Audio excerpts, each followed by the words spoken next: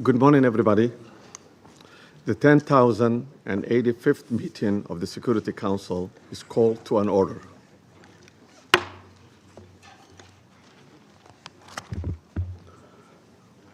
As this is the first formal meeting of the Security Council this year, I should like to extend my warm wishes on the new year to all members of the Security Council, the United Nations, and the Secretariat. In presiding over this first formal meeting of the Council in 2026, I'm happy to welcome the new members, Bahrain, Colombia, Democratic Republic of Congo, Latvia, and Liberia. We look forward to their participation in the work of the Council. Their experience and wisdom will be invaluable assistance in the discharge of the Council's responsibility. I shall also take this opportunity to express the Council's gratitude to the outgoing members, namely Algeria, Guyana, Republic of Korea, Sierra Leone, and Slovenia, for their important contributions to the work of the Council during their terms. I shall also like to take this opportunity to pay tribute on behalf of the Council to His Excellency, Mr. Samuel Zobogar, a permanent representative of Slovenia, for his service as the President of the Council for the month of December. I'm sure I speak for all members of the Council in expressing deep appreciation to Ambassador Zobogar and his team for this great diplomatic skill with which they conducted the Council's business last month. The provisional agenda of this meeting is the threat to international peace and security. The agenda is adopted. In accordance with Rule 37 of the Council's Provisional Rules of Procedure, I invite the representatives of Argentina, Brazil, Chile, Cuba, Eritrea, Islamic Republic of Iran, Mexico, Nicaragua, Paraguay, South Africa, Spain, Trinidad and Tobago, Uganda, and the Bolivarian Republic of Venezuela to participate in this meeting. It's so decided. In accordance with Rule 39 of the Council's Provisional Rules of the Procedure, I invite the following briefers to participate in this meeting. Ms. Rosemary DiCarlo, the Undersecretary General for the Political and Peace-Building Affairs. Mr. Jeffrey Sachs, President of UN Sustainable Development Solutions Network and Director of Center for Sustainable Development at Columbia University, and Ms. Mercedes de Freitas, Founder and Executive Director of Transparencia Venezuela. It's so decided. Security Council will now begin its consideration for item 2 of the agenda. I now give the floor to Ms. Rosemary DiCarlo. Thank you, Mr. President. Today, I'm going to deliver a statement from Secretary General Antonio Guterres, who is not able to be here this morning. Mr. President, members of the Security Council, we meet at a grave time following the 3 January United States military action in the Bolivarian Republic of Venezuela. The broad outlines of the events of Saturday have been widely reported. Early that day, U.S. forces were active across Caracas and in the northern states of Miranda, Aragua, and La Guaira. The extent of casualties resulting from these actions remains undetermined. In a statement on social media on Saturday, President Donald Trump announced the conduct of a, I quote, large-scale strike against Venezuela and its leader, President Nicolas Maduro, end quote. During a press conference on Saturday, President Trump stated, and I quote again, "We are going to run the country until such time that we can do a safe, proper, and judicious transition," end quote. The government of Venezuela has characterized the United States' action as a military aggression carried out in civilian and military areas and as a flagrant violation of the Charter, posing a threat to international and regional peace and security. As we speak, President Maduro is being held in New York, accused by U.S. authorities, along with his wife, Celia Flores, of serious criminal offenses. What is less certain is the immediate future of Venezuela. I am deeply concerned about the possible intensification of the instability in the country, the potential impact on the region, and the precedent it may set for how relations between and among states are conducted. Mr. President, the situation in Venezuela has been a matter of regional and international concern for many years now. Attention on the country only grew following the contested presidential elections in July 2024. The panel of electoral experts I appointed at the Venezuelan government's request to accompany the elections highlighted serious issues. We have consistently called for the full transparency and the complete publication of the results of the elections. As reported to the Council on 23 December, the Office of the High Commissioner for Human Rights has cataloged serious violations. On 3 January, Venezuelan interim President Delcy Rodriguez invoked an emergency decree throughout the national territory, extending additional security powers to the government. Mr. President, the latest developments follow a period of heightened tensions beginning in mid-August, as discussed in this Council on 2 previous occasions. I have consistently stressed the imperative of full respect by all for international law, including the Charter of the United Nations, which provides the foundation for the maintenance of international peace and security. I remain deeply concerned that rules of international law have not been respected with regard to the 3 January military action. The Charter enshrines the prohibition of the threat or use of force against the territorial integrity or political independence of any state. The maintenance of international peace and security depends on the continued commitment of all member states to adhere to all the provisions of the Charter. Mr. President, Venezuela has experienced decades of internal instability and social and economic turmoil. Democracy has been undermined. Millions of its people have fled the country. The situation is critical, but it is still possible to prevent a wider and more destructive conflagration. I call on all Venezuelan actors to engage in an inclusive, democratic dialogue in which all sectors of society can determine their future. This entails the full respect of human rights, the rule of law, and the sovereign will of the Venezuelan people. I also urge Venezuela's neighbors and the international community more broadly to act in a spirit of solidarity and in adherence to the principles, laws, and rules erected to promote peaceful coexistence.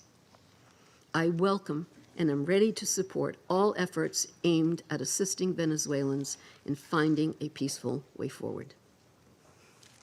Mr. President, Excellencies, in situations as confused as complex as the one we now face, it is important to stick to principles.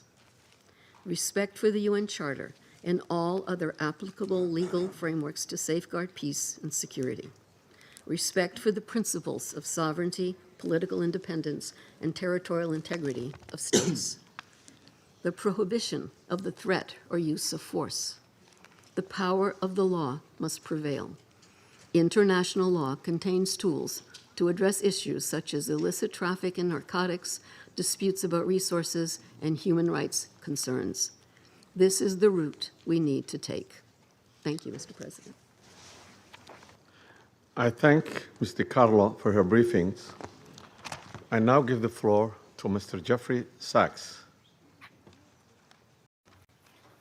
Mr. President, distinguished members of the Security Council, the issue before the Council today is not the character of the government of Venezuela.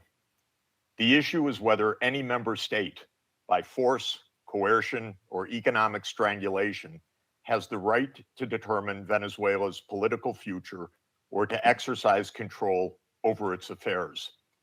This question goes directly to Article 2, Section 4 of the United Nations Charter, which prohibits the threat or use of force against the territorial integrity or political independence of any state. The Council must decide whether that prohibition is to be upheld or abandoned. Abandoning it would carry consequences of the gravest kind. Let me offer some background.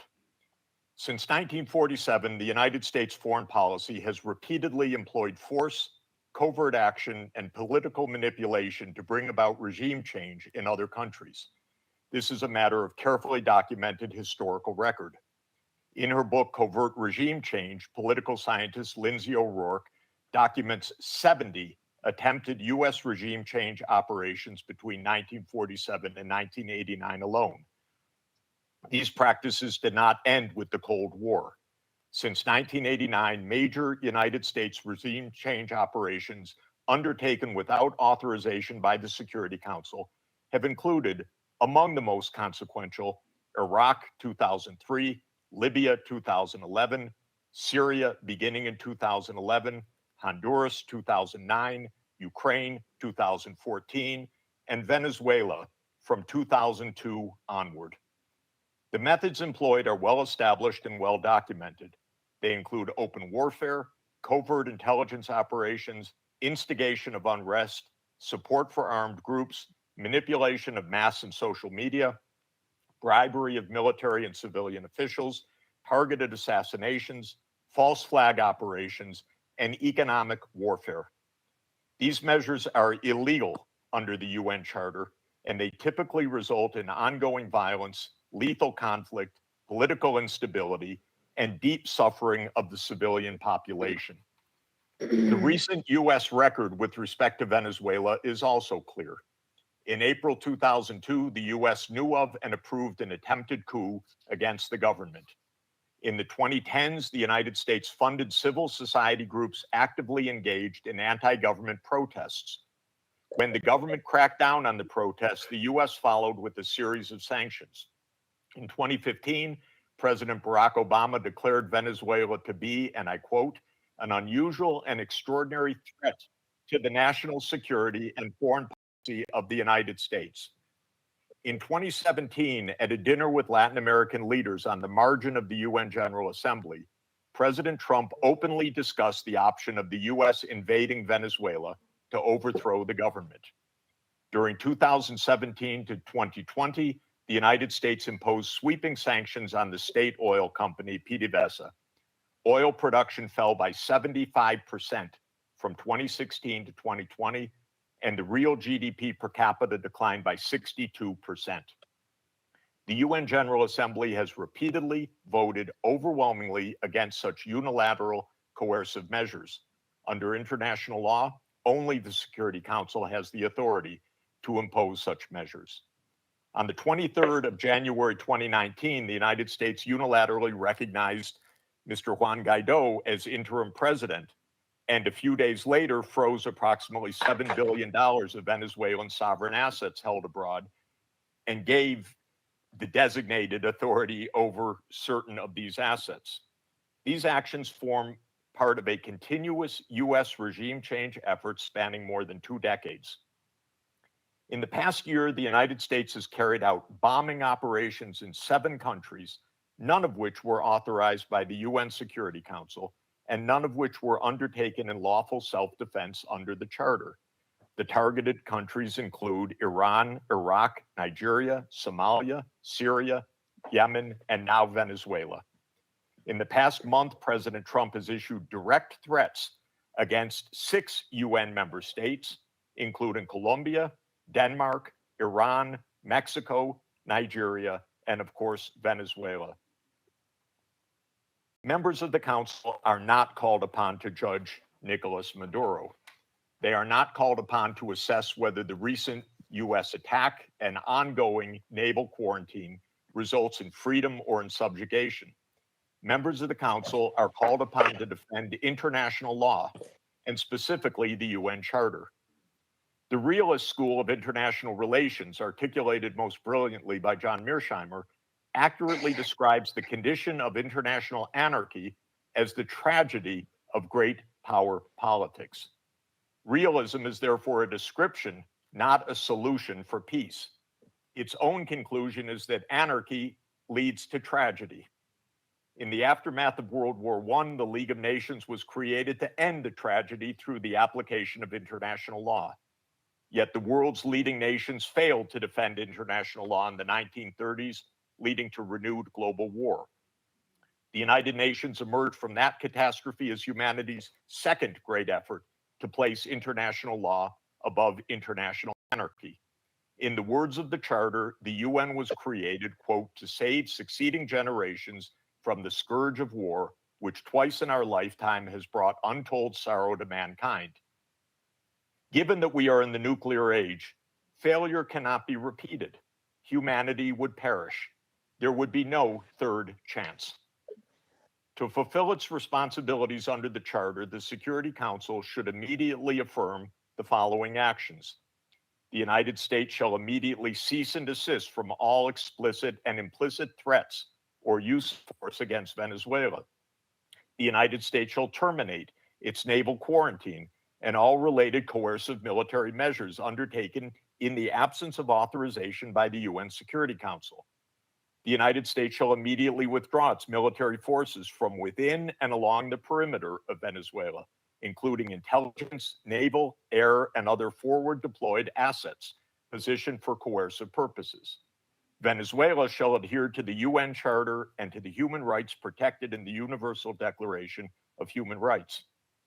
The Secretary General, I recommend, should immediately appoint a special envoy mandated to engage relevant Venezuelan and international stakeholders and to report back to the Security Council within 14 days with recommendations consistent with the Charter, and the Security Council should remain urgently seized of this matter. All member states should refrain from unilateral threats, coercive measures, or armed actions undertaken outside the authority of the UN Security Council. In closing, Mr. President and distinguished members of the Council, peace and the survival of humanity depend on whether the United Nations Charter remains a living instrument of international law or is allowed to wither into irrelevance. That is the choice before this Council today. Thank you very much. I thank Mr. Sachs for his briefings. I now give the floor to Ms. Mercedes de Freitas.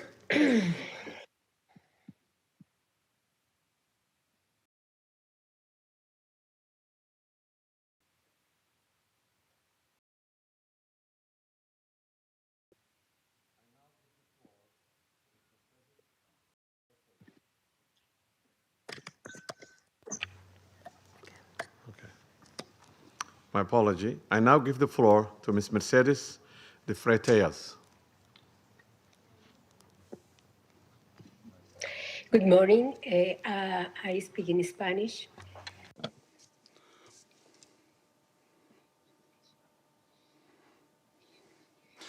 Good morning, ambassadors, representatives of states and governments. Thank you very much for giving me this opportunity to speak. Can you hear me? Can you hear me?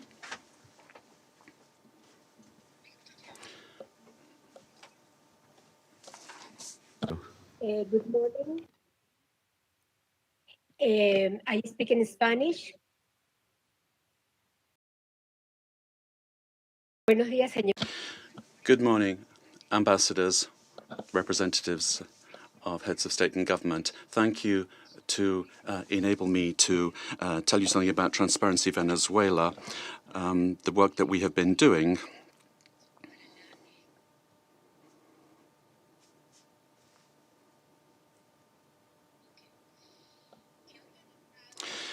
We have organized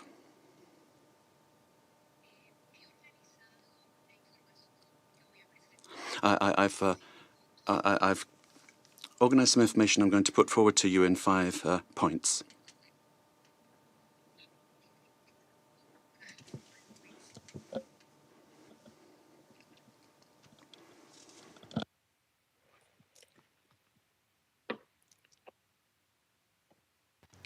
Bueno, he Continue. organizado la información que voy a I've arranged the information I'm going to give to you in around 5 points. Let me make the most of my time.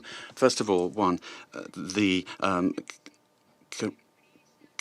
corruption in Venezuela is seen in 73 countries of the world. We have we've seen hundreds of cases that we have documented over the years, more than 500, 600 cases in various countries.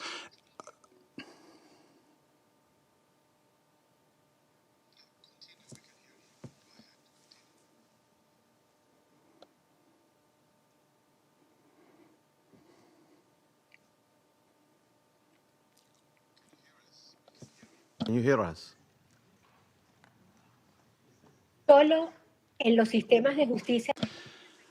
We looked at the justice systems of 30 countries, and 172 cases were dealt with for corruption, and more than $72 trillion were involved.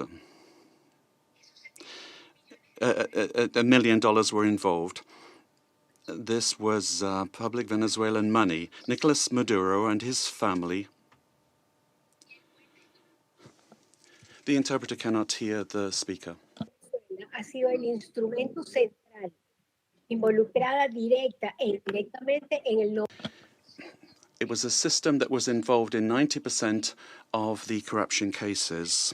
Point number 2. The national criminal organizations. The interpreter cannot hear the speech to provide sufficient interpretation. I apologize. Soportar, impulsar, proteger y dirigir las operaciones ilícitas. Las economías ilícitas de oro, droga, extorsión y trata de personas alcanzaron en 2024 $8.000 billones. Can you hear us? Ms. Freitas? De la producción de oro, ¿sí? Can you hear us? The interpreters cannot hear you. Can you slow down and raise your voice a little bit? Hay un delay. There's a delay, says the speaker.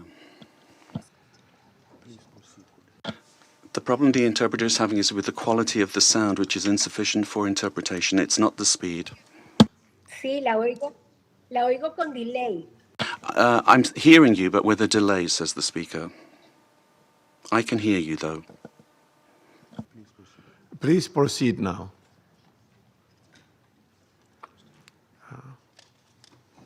Ok, perfecto. Very well.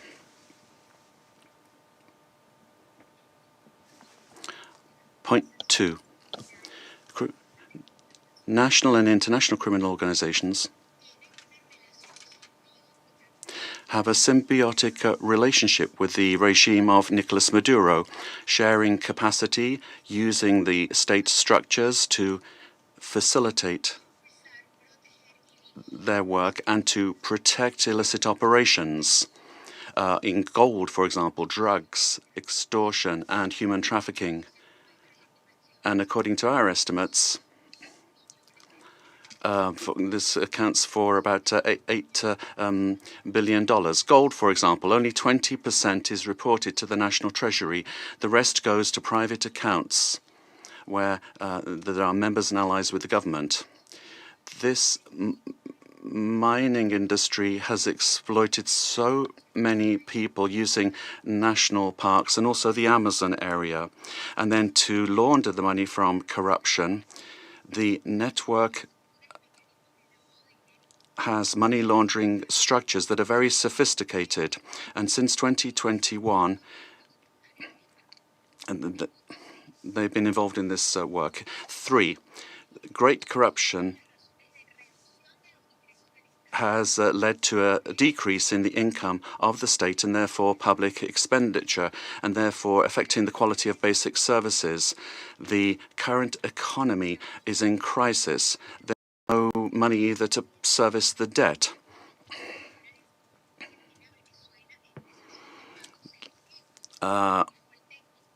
And Venezuela has been in technical default since 2017. We owe more than $15 million. Venezuelans have had to learn to live with just a few hours of electricity per day in very many parts of the country.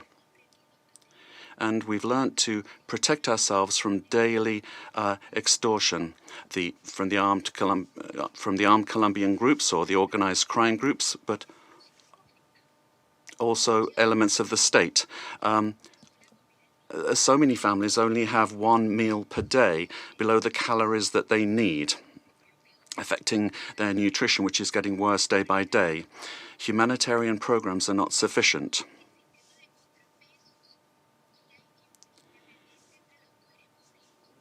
And then 5, there's no checks and balances between government departments. The government has captured all institutions, beginning with the justice institutions and also the oil company responsible for the majority of income for the country. In order to maintain control and the impunity of these illicit operations, a repressive system that's getting worse and worse is being applied. And to date, there are more than 1,000 political prisoners. At the end of the year, 26 people died during torture or because a lack of medical care. United Nations has documented many of these cases.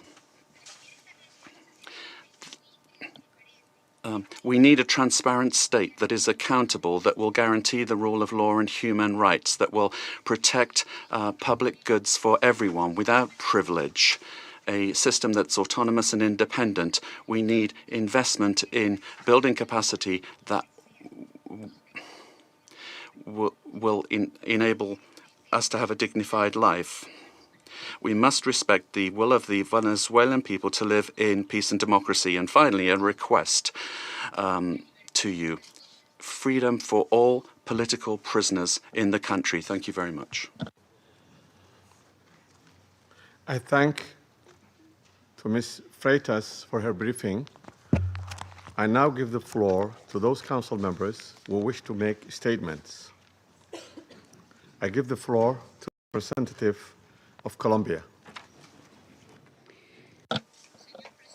Mr. President, Colombia would like to thank Somalia in your quality as President of the Security Council for having quickly responded to our request to convene this emergency meeting, as well as thanking China and Russia for their support for holding of this meeting.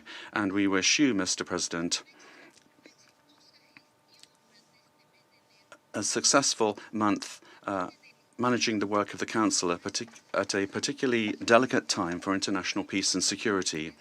I'd also like to thank Under-Secretary General for Political Affairs and Peace Building of the United Nations and the invited briefers. We thank them all for their briefings.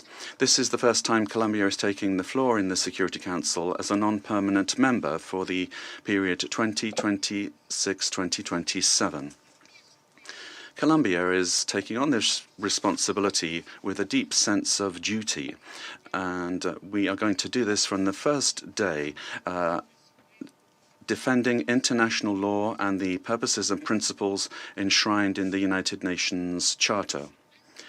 International peace and security, the peaceful settlement of disputes, the prohibition of the use of force, sovereign equality, respect for the territorial integrity and political independence of all states. Colombia condemns categorically the events that occurred in the early morning of the 3rd of January in Venezuela, where we saw multiple explosions and air activity over Caracas and other areas of the country as part of a military attack carried out by the United States, which included bombings of civilian and military infrastructure, creating panic amongst the population. All of this represents clear violations of the sovereignty, political independence, and the territorial integrity of Venezuela. There is no justification whatsoever under any circumstances for the unilateral use of force to commit an act of aggression. Such actions constitute a serious violation of international law and the United Nations Charter, including the prohibition on the use or the threat of the use of force, the principle of the respect for sovereignty and the full authority of states over their territory, including their natural resources, the territorial integrity of states, and the principles of collective defense, particularly when they directly endanger the population and civilian assets. Defending these principles is not an option. Indeed, it's a common obligation that we have in order to preserve international peace and security. We need to remember that the provisions of the Charter allow for the use of force only under exceptional circumstances, in legitimate defense in the face of an armed attack, or when there is an express authorization by this Council in accordance with Chapter 7. And even in those cases, this does not amount to assuming political control of another state. In this regard, we reject any unilateral military action, any act that could worsen the situation or endanger the civilian population, and we would call for a de-escalation and non-resort to the use of force, which endangers people finding themselves in this delicate situation. They must be the absolute priority. We have learned from our experience that the civilian population is always the one that pays the highest price in armed conflict. Mr. President, Latin America and the Caribbean have proclaimed themselves to be a zone of peace, and this collective commitment and will of our region must be respected. Unilateral action that is contrary to international law endangers regional stability, increases insecurity, and worsens the already complex conditions being faced by the civilian population, with devastating effects that will transcend the sovereign borders of Venezuela to have a direct impact on countries of the region, such as Colombia. In order to act preventively, Colombia has engaged in measures to protect the civilian population and preserve the stability of the border, addressing the possible needs of the population, particularly the migrant population, in coordination with local authorities. Colombia has been and will continue to be show solidarity in receiving the Venezuelan people who, given the uncertainty created by these attacks, this may lead to a massive outflow of migration, which will require significant efforts in terms of resources and capacities to provide the necessary support and assistance to those areas affected by taking in the migrants. Mr. President, these actions that we have seen remind us of the worst interference in our area in the past, in our zone of peace. And it calls to mind the commitment that we have as states to resolve our differences peacefully through dialogue and negotiation or other forms of peaceful settlement, in full accordance with international law and with its instruments to which we have subscribed at the hemispheric and regional levels, such as the Charter of the Organization of American States. It's also important to understand the dimension of this situation for international peace and security beyond our region, particularly when a permanent member of the Security Council takes the decision to use force and assume control unilaterally of another sovereign state, with the aim, amongst other things, of taking its natural and strategic resources. This is very worrisome for the international community, the international order that was established after the Second World War, and flagrantly violates international law and is in clear contradiction with the United Nations Charter and the very goal for which this council was created. If a country, and particularly a country that is a permanent member of this council, disregards international law that we designed in San Francisco, what then is the role of this council, and where are the foundations for international peace and security? We are accepting that the law and the interests of the strongest prevail over multilateralism and over agreements that we have forged with dialogue and diplomacy in this very chamber.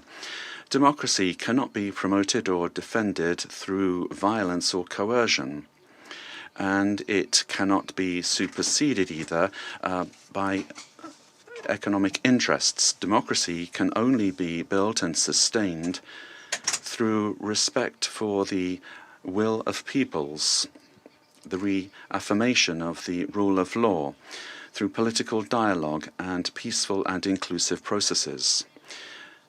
Venezuela deserves to live in peace, in democracy, prosperity, and dignity, with a government that is defined in sovereignty by no one else than the Venezuelan people and their institutions. This is why Colombia has reiterated its call to open up paths for democracy in Venezuela through specific popular decisions being taken.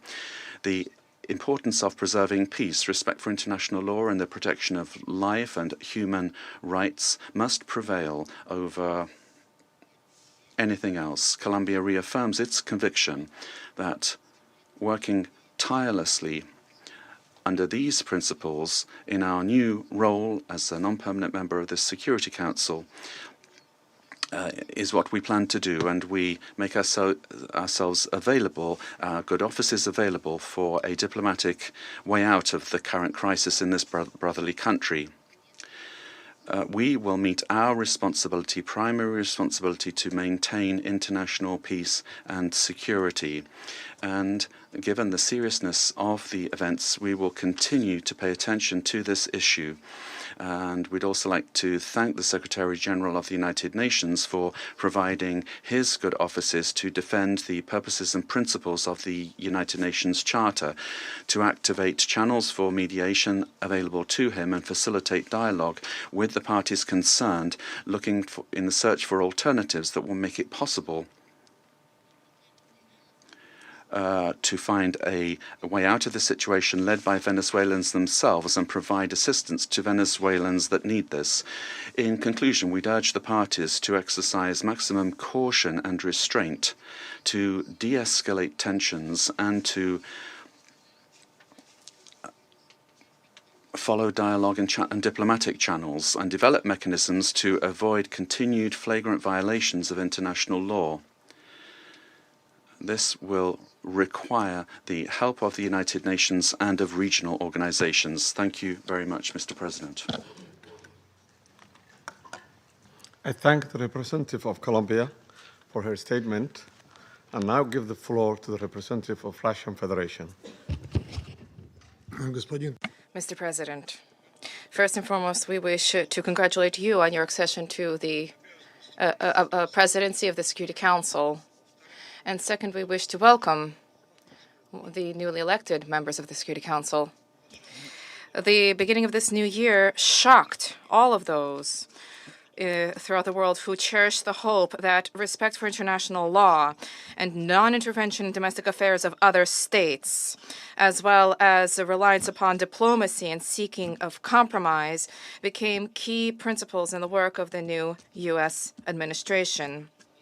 The assault against the leader of Venezuela, compounded by the deaths of dozens of Venezuelan and Cuban citizens, in the eyes of many, become a harbinger of a turn back to the era of lawlessness and U.S. domination by force, chaos, and lawlessness, which continues to afflict dozens of states in various regions of the world. There is no and can be no justification for the crimes cynically perpetrated by the United States in Caracas. We firmly condemn the U.S. act of armed aggression against Venezuela in breach of all international legal norms. In connection with the confirmed reports about the presence of the abducted president of Venezuela, Nicolas Maduro, and his spouse in the United States, today, as we are aware, they are in New York, we call upon, corrects the Speaker, the U.S. leadership to immediately release the legitimately elected president of an independent state and his spouse. Any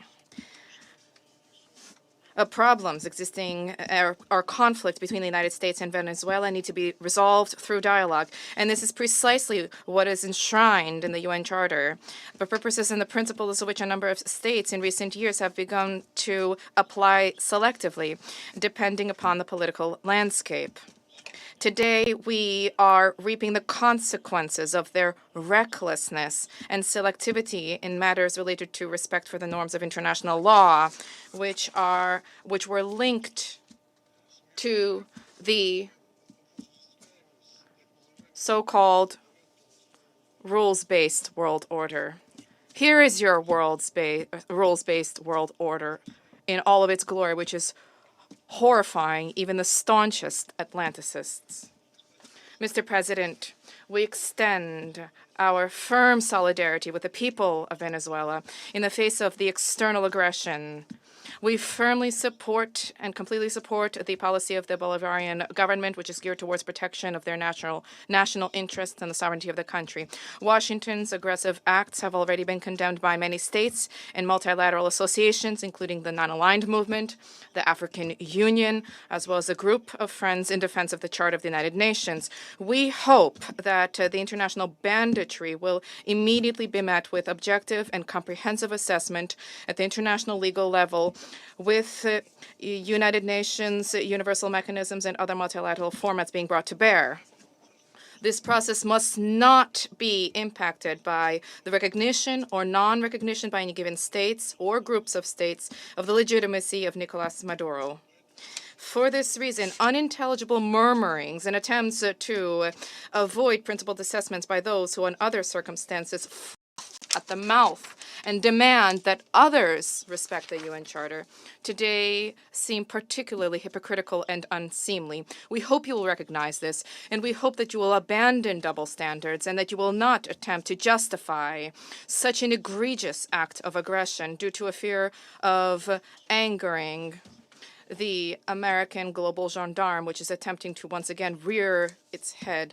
We are particularly appalled by the unparalleled cynicism with which Washington did not even attempt to conceal the true aims of its criminal operation, namely the establishment of unbridled control over Venezuela's natural resources and the assertion of their hegemonical ambitions in Latin America.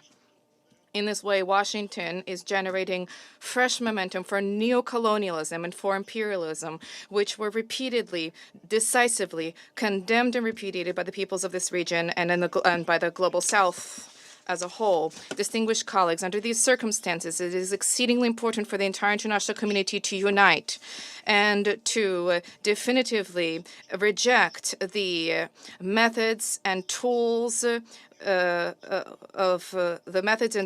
U.S. military foreign policy, which have been demonstrated in the case of Venezuela. This is the only way it is possible to compel Washington to revisit and to abandon their dangerous misconceptions. As we stated during previous meetings on Venezuela, the bell now tolls across the region, ringing for every country of the Western Hemisphere. The bell is ringing for all UN member states and for the future of the organization itself. Failing to hear this call today is tantamount to projecting cowardice and a lack of principle, essentially blessing ongoing encroachments of international law and rejecting civilized international conduct as a whole. We cannot allow the United States to proclaim itself as some kind of a supreme judge, which alone bears the right to invade any country, to label culprits, to hand down and to enforce punishments, irrespective of notions of international law, sovereignty, and non-intervention. Is this the world we sought to attain as we marked the 80th anniversary of the adoption of the Charter of the United Nations, when we all signed on to the relevant Security Council presidential statement? Is this the aim of United Nations reform, which we all advocate? Or has the United Nations and Security Council thereof, do they no longer exist? And is there need now to seek from Washington a patent rule, so to speak? And is the self-determination of every person and their right to determine their future worthless? These are the questions that we all must address today. And if this response is sincere, if it is principled, then perhaps the U.S. leadership, too, which openly is asserting intention to run another country for the benefit of the United States, they will perhaps glance at their own constitution, their constitution of the United States, which begins with the words, "We the people of the United States," and will begin, in fact, to recognize the sovereignty of other states rather than deposing inconvenient regimes. Thank you. I thank the representative of Russian Federation and now give the floor to the representative of China. President, China supports the Security Council holding an emergency meeting regarding the United States military strikes on Venezuela. And thanks USG DiCarlo for reading out the briefing of the Secretary General Guterres. I have listened carefully to the statements of the briefers, and we welcome to this meeting the permanent representative of Venezuela and representatives of other countries. On January the 3rd, the United States blatantly launched large-scale military strikes against Venezuela, forcibly seized Venezuelan President Nicolas Maduro and his wife, and took them out of the country. It claimed that it will run Venezuela and even didn't rule out launching a second round of military operations on an even larger scale. China is deeply shocked by and strongly condemns the unilateral, illegal, and bullying acts of the U.S. For some time now, the international community has repeatedly expressed grave concern over the U.S. sanctions, blockade, and threats of force against Venezuela. The Council convened 2 emergency meetings, during which Secretary General Guterres, many Council members, and countries in the region and beyond unanimously called for abiding by the UN Charter and the international law, maintaining calm and restraint, resolving disputes peacefully, de-escalating tensions, and safeguarding regional stability. However, as a permanent member of the Council, the U.S. has disregarded the grave concerns of the international community, wantonly trampled upon Venezuela's sovereignty, security, and legitimate rights and interests, and seriously violated the principles of sovereign equality, non-interference in internal affairs, peaceful settlement of international disputes, and the prohibition of the use of force in international relations. These principles constitute the fundamental tenets of the UN Charter and form the cornerstone of maintaining international peace and security. The U.S. has placed its own power above multilateralism and military action above diplomatic efforts, posing a grave threat to peace and security in Latin America and the Caribbean, and indeed internationally. China firmly opposes this, and the international community has also expressed widespread grave concern and strong condemnation. we urge the U.S. to heed the overwhelming voice of the international community, abide by international law and the purposes and principles of the UN Charter, cease infringing upon the sovereignty and security of other countries, stop toppling the government of Venezuela, and return to the path of political solutions through dialogue and negotiations. We call on the U.S. to ensure the personal safety of President Maduro and his wife and to release them at once. We support the Council in fulfilling its primary responsibility to maintain international peace and security, and we support all efforts by the UN Secretary General, regional countries, and organizations that contribute to promoting dialogue and de-escalating the situation. President, the lessons of history are a stark warning. Military means are not the solution to problems, and the indiscriminate use of force will only lead to greater crisis. The U.S. bypassed the Council to launch military operations against Iraq, blatantly attacked Iran's nuclear facilities, and imposed economic sanctions, military strikes, and even armed occupations on multiple countries in Latin America and the Caribbean.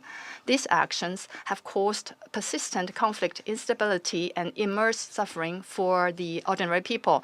Did these actions bring peace and stability? Did they bring development and prosperity? The international community sees this clearly. Venezuela is an independent sovereign state with every right to defend its sovereignty and national dignity. Countries in Latin America and the Caribbean are important forces in maintaining world peace and stability and promoting global development and prosperity, and they have every right to independently choose their development paths and partners. No country can act as the world's police, nor can any state presume to be the international judge.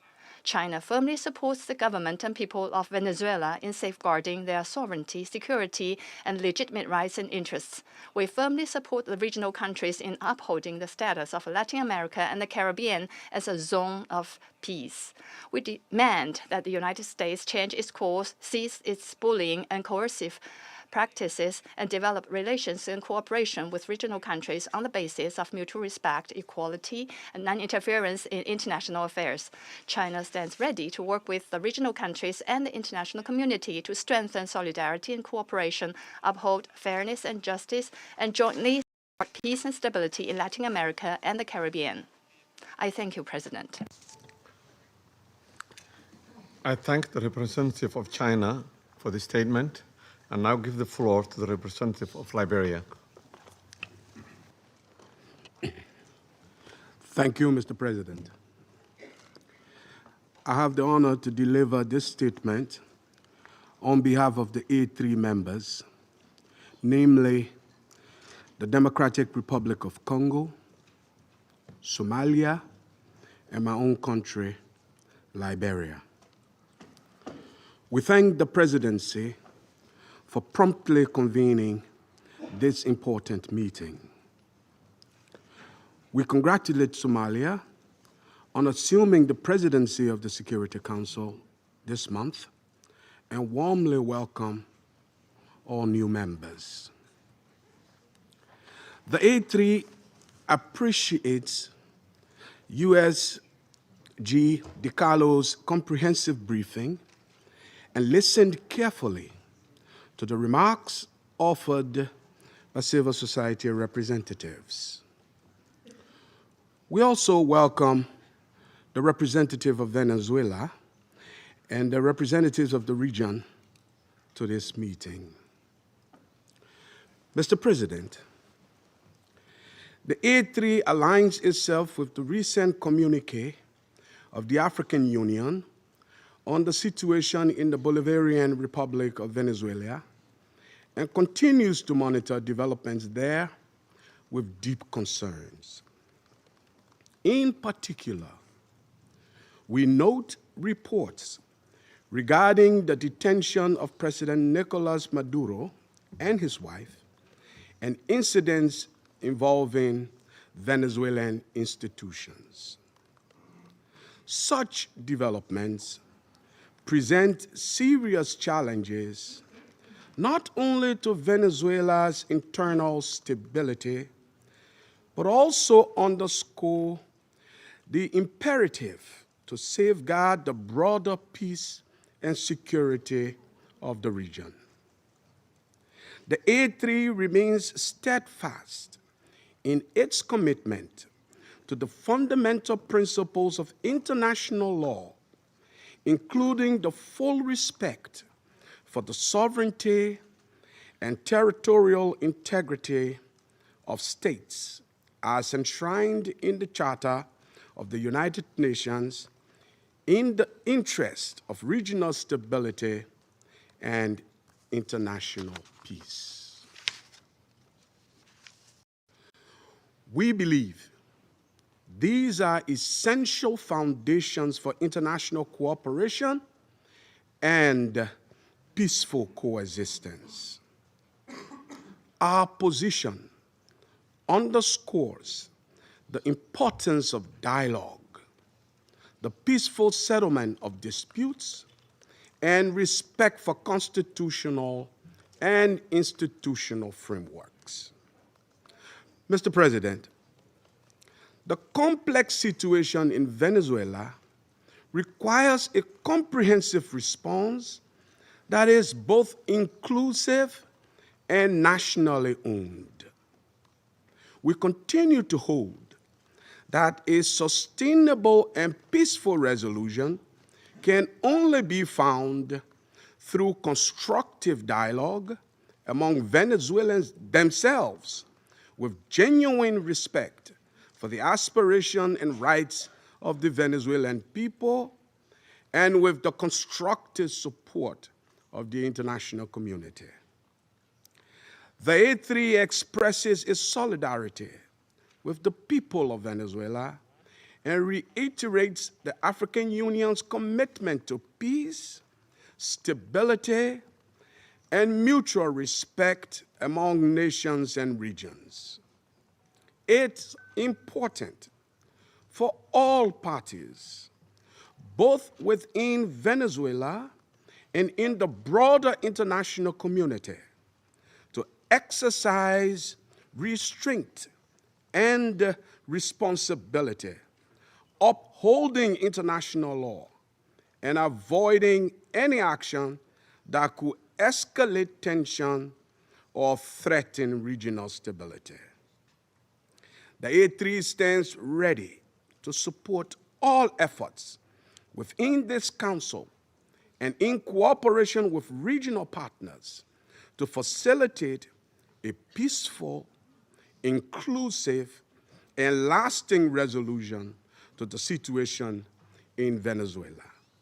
I thank you. I thank the representative of Liberia for the statement, and now give the floor to the representative of the United States. Mr. President, thank you for chairing. And I particularly want to thank you, Mr. Freitas, for your briefing. And I'll point out that Mr. Freitas is in exile, having fled the regime. Thank you for your courage, and thank you for shedding a light on the true atrocities of the illegitimate Maduro regime. This past weekend, colleagues, the United States successfully carried out a surgical law enforcement operation facilitated by the U.S. military against two indicted fugitives of American justice, narco-terrorist Nicolas Maduro and Celia Flores. Colleagues, Nicolas Maduro is responsible for attacks on the people of the United States, for destabilizing the Western Hemisphere, and illegitimately repressing the people of Venezuela. As Secretary Rubio has said, there is no war against Venezuela or its people. We are not occupying a country. This was a law enforcement operation in furtherance of lawful indictments that have existed for decades. The United States arrested a narco-trafficker who is now going to stand trial in the United States in accordance with the rule of law for the crimes he's committed against our people for 15 years. A similar action was taken in 1989 against Manuel Noriega. He was arrested, indicted, convicted in a court of law, served in prison in the United States and in Panama, and the Panamanian people, the American people, are safer for it. And undeniably, the region was more stable. This law enforcement action was directed consistent with the President of the United States' responsibility as Commander-in-Chief to protect Americans at home and abroad against a fugitive who is directly responsible for narcoterrorism that has killed hundreds of thousands of Americans and created destabilizing violence throughout our hemisphere. Nicolas Maduro and his co-defendant, Celia Flores, have been transferred here to the United States to stand trial for their crimes. Maduro was indicted by a grand jury in the Southern District of New York and faces very serious criminal charges for his involvement in a wide-ranging conspiracy to conduct narcoterrorism, to traffic cocaine and other drugs, and conducting international weapons trafficking. The overwhelming evidence of his crimes will be presented openly in U.S. court proceedings. Colleagues, Maduro is not just an indicted drug trafficker. He was an illegitimate so-called president. He was not a head of state. For years, Maduro and his cronies have manipulated Venezuela's electoral system to maintain their illegitimate grip on power. In fact, just 2 years ago in 2024, a UN panel of experts report found that the election in that year was absolutely and completely a farce and fell well short of the most basic transparency and integrity measures essential to upholding credible elections. If the UN and the United Nations in this body confers legitimacy on an illegitimate narco-terrorist and the same treatment in this charter of a democratically elected president or head of state, what kind of organization is this? We should note that over 50 countries, many nations, including the European Union, including a number of Latin American countries in the region, and of course the United States, again, over 50 countries rejected the legitimacy of Maduro's re-election following the disputed 2024 elections and do not recognize him as Venezuela's legitimately elected president. Maduro unlawfully refused to peacefully cede power after the Venezuelan people voted him out of office in the 2024 election. So therefore, Maduro was a fugitive from justice. He is the head of a vicious foreign terrorist organization, Cartel de los Soles. This regime-sponsored enterprise coordinates with and relies on other vicious criminal organizations, namely Tren de Aragua, again, among others, to carry out its objective of using illegal narcotics as a weapon against the United States. And for its part, Tren de Aragua is a designated foreign terrorist organization with thousands of members, many of whom have unlawfully infiltrated the United States and are conducting irregular warfare and undertaking hostile actions against the American people and against the United States. Its terrorizing criminals commit brutal crimes, including murders, kidnappings, extortions, and human, drug, and weapons trafficking. This administration, President Trump, will not stand for it. In fact, in March of 2025, President Trump declared that Tren de Aragua is quote, Tren de Aragua is undertaking hostile actions and conducting irregular warfare against the territory of the United States, both directly and at the direction, clandestine or otherwise, of the Maduro regime in Venezuela. Maduro and his cronies have partnered with some of the most violent and prolific drug traffickers and narco-terrorists in the world for decades facilitating the flood of illegal drugs coming in the United States, estimated to be several hundred tons annually.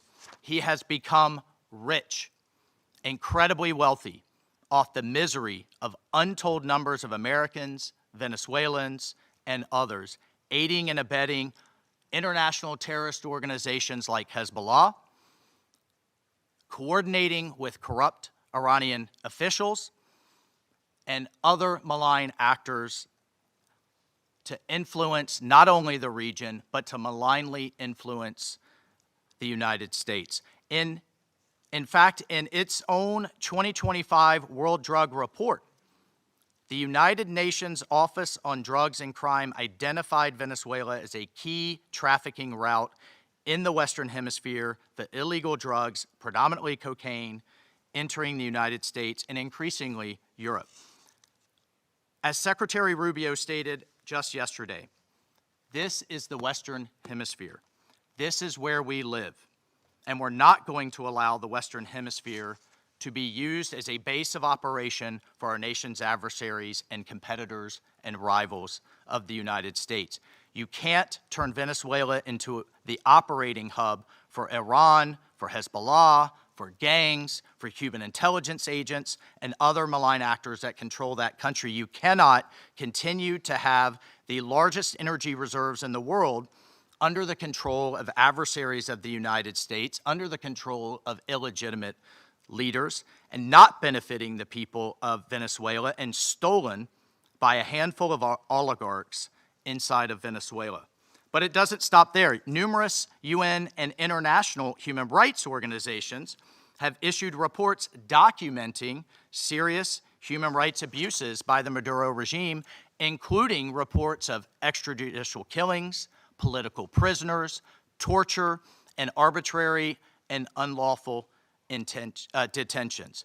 In fact, over 8 million Venezuelans have fled the country, destabilizing their neighbors in the region and creating the world's largest refugee crisis.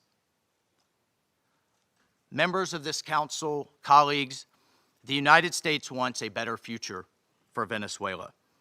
We believe a better future for the people of Venezuela and for the people of the region and the world is stabilizing the region and making the neighborhood that we live in a much better and safer place. And this is why millions of Venezuelans that have fled this brutal regime are celebrating and cheering around the world as this body pontificates, including those celebrating are including in my home state of Florida, where hundreds of thousands of Venezuelans have fled this regime's brutality. I want to reiterate, President Trump gave diplomacy a chance. He offered Maduro multiple off-ramps. He tried to de-escalate. Maduro refused to take them. President Trump made it clear that the narco-terrorism must stop, and yet it continued. The United States will not waver in our actions to protect Americans from the scourge of narco-terrorism and seeks peace, liberty, and justice for the great people of Venezuela. I thank you, Mr. President.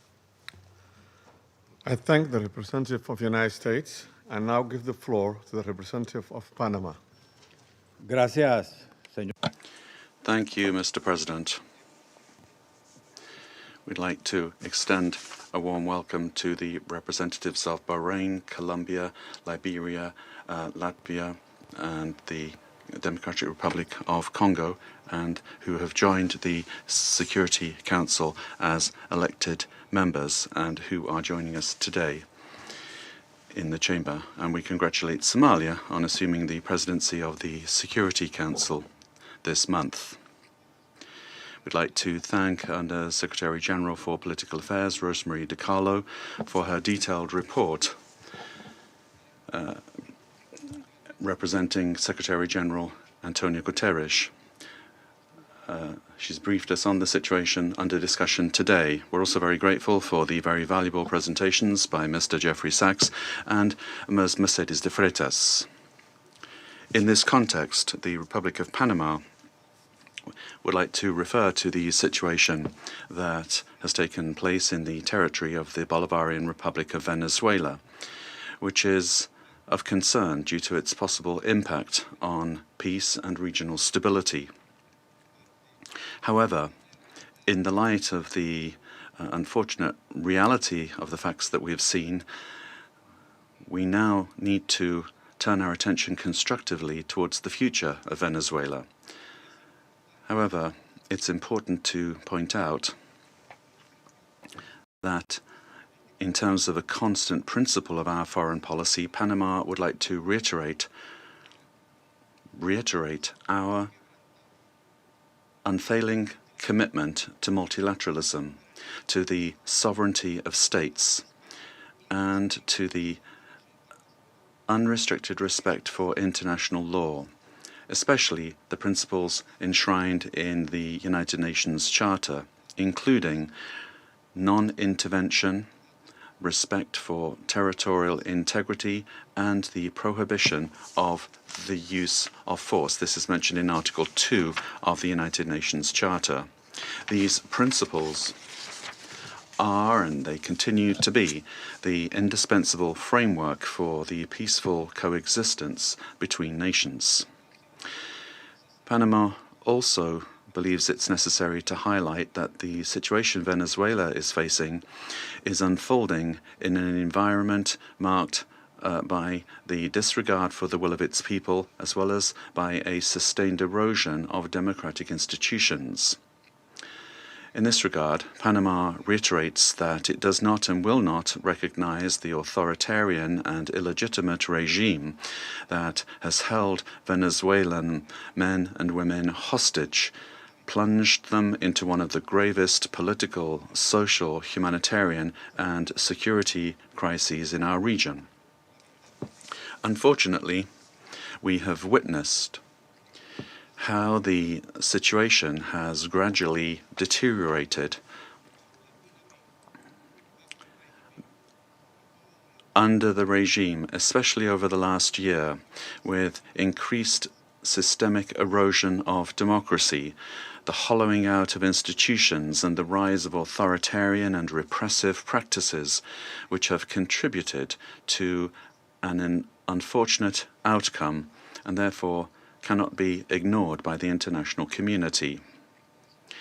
In particular, it is essential to call for the unconditional release of persons detained for political reasons. Many of them have been deprived of their liberty merely for raising their voices in a context in which dissent is not tolerated.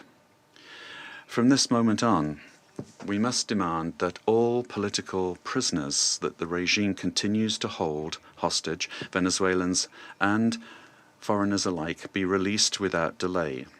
Their physical well-being and safety must be guaranteed. Likewise, freedom of expression and the unequivocal respect for human rights must be immediately ensured. In this context, Panama underscores that its position does not stem solely from a principled democratic solidarity, but also from direct impact. A Panamanian citizen, Mr. Olmedo Núñez, remains arbitrarily detained in Venezuela without formal charges, without due process, without full access to a defense, and without effective consular guarantees. Added to this is the human impact of a multidimensional crisis that has forced around 9 million Venezuelans, men and women, to leave their homes, compelled to live in displacement and vulnerability as a consequence of the institutional and social collapse generated by the regime. A crisis that has had significant regional repercussions, reflected both in the irregular migration flows from south to north of a significant number of Venezuelan nationals, as well as reverse migration movements including also a lot of Venezuelans, the effects of which are felt particularly in countries of transit and destination that this affects, including Panama. And this has decisively contributed to illegal migration. In the face of this reality, Panama issues a clear and firm call for Venezuela's short-term future to be fully democratic.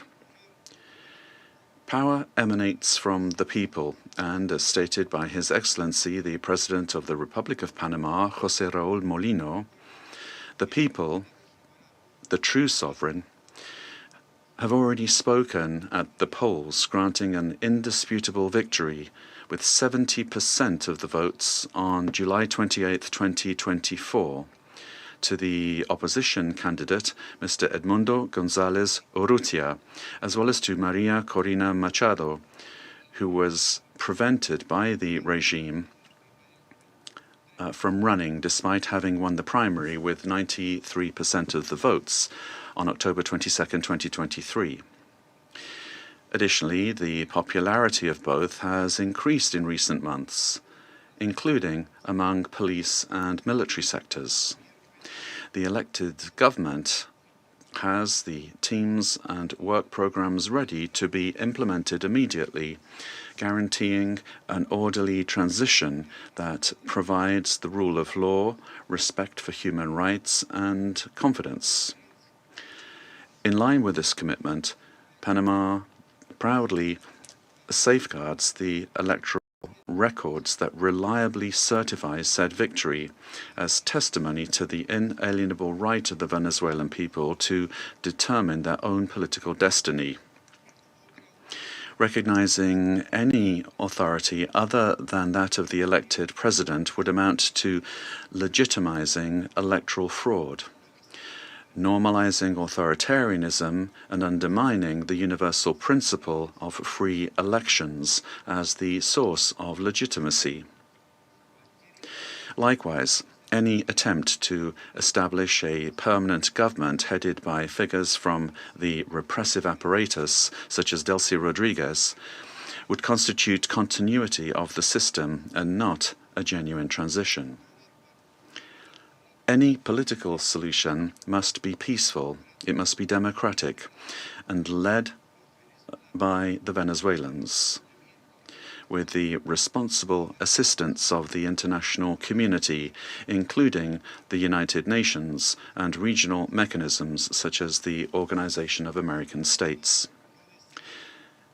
Panama does not wish and would like to avoid a scenario in which Venezuela's reality simply evolves into a change from one crisis to another, one crisis replacing another.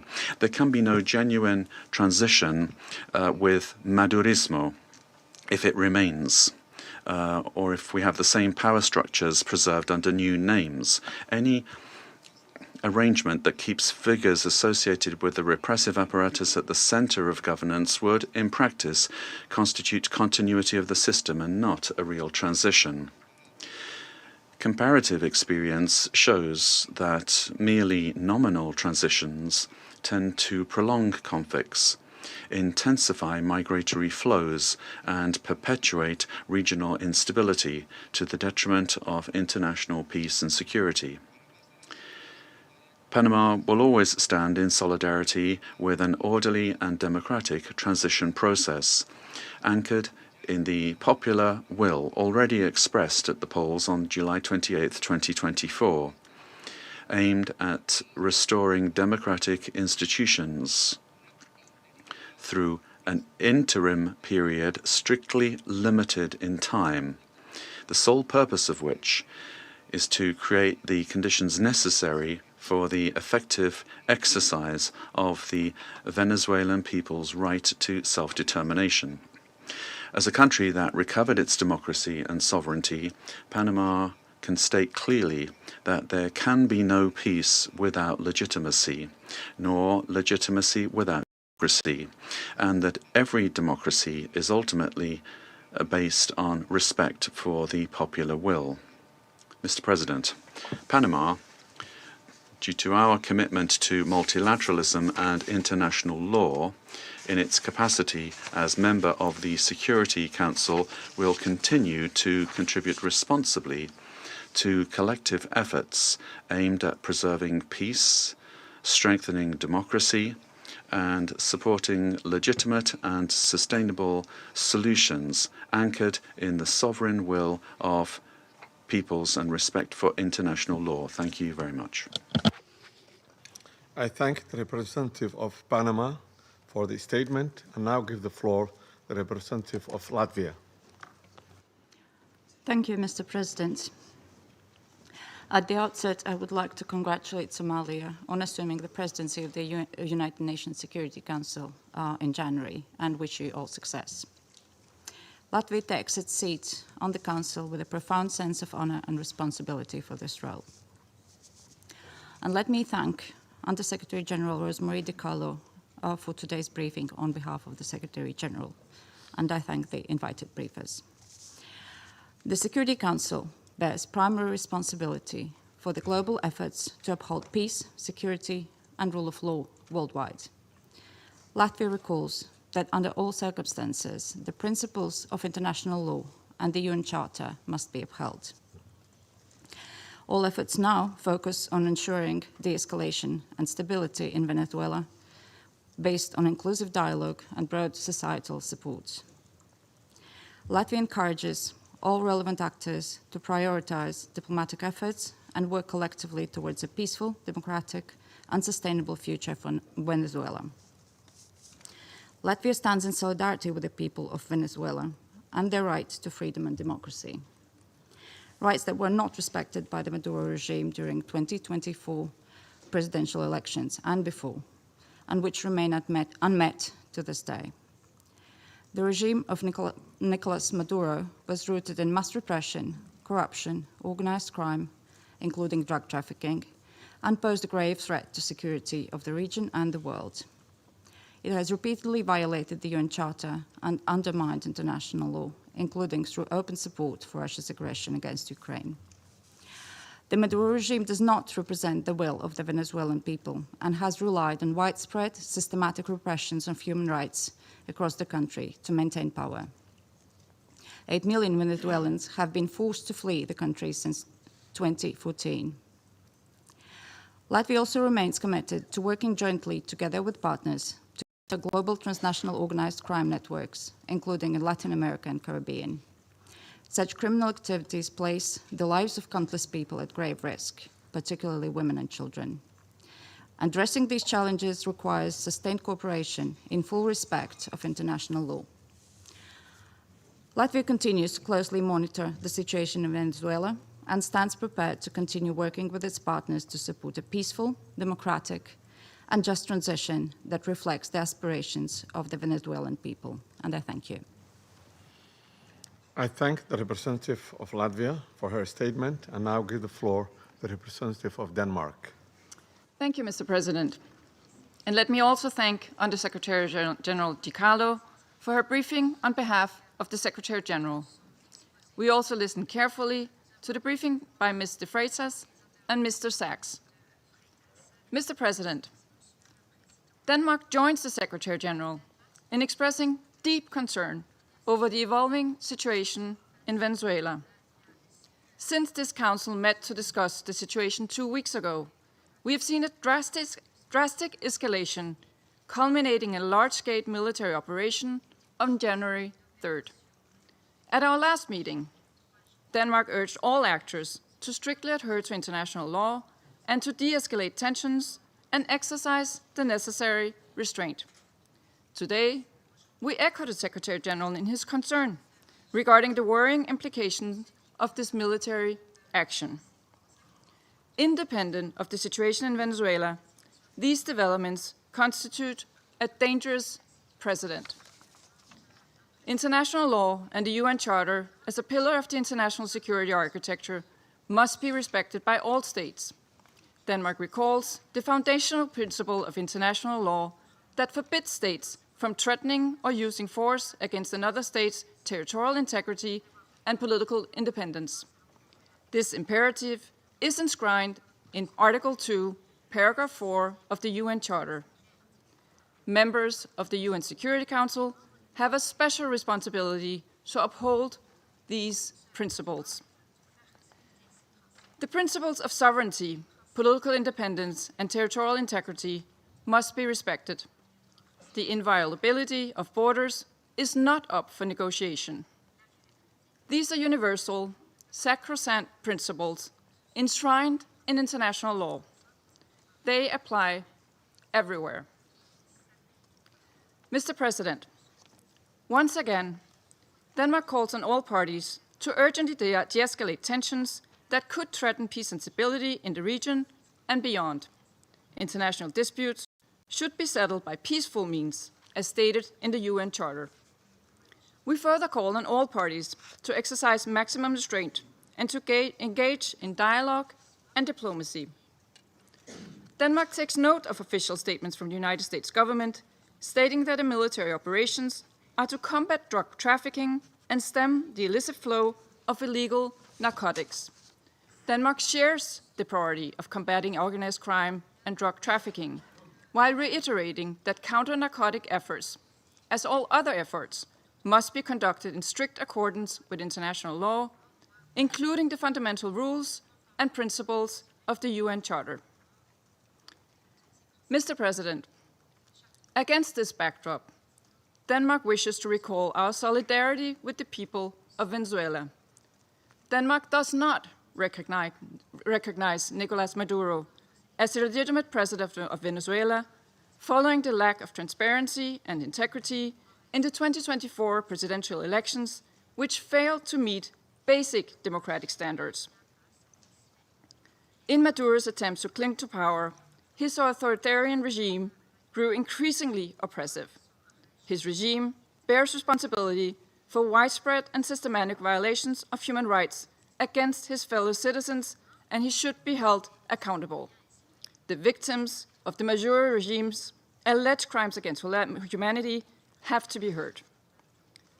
The Venezuelan people have a right to democracy and self-determination exercised through peaceful, inclusive, and credible democratic processes, free from fear of political persecution, intimidation, or repression, and external political interference.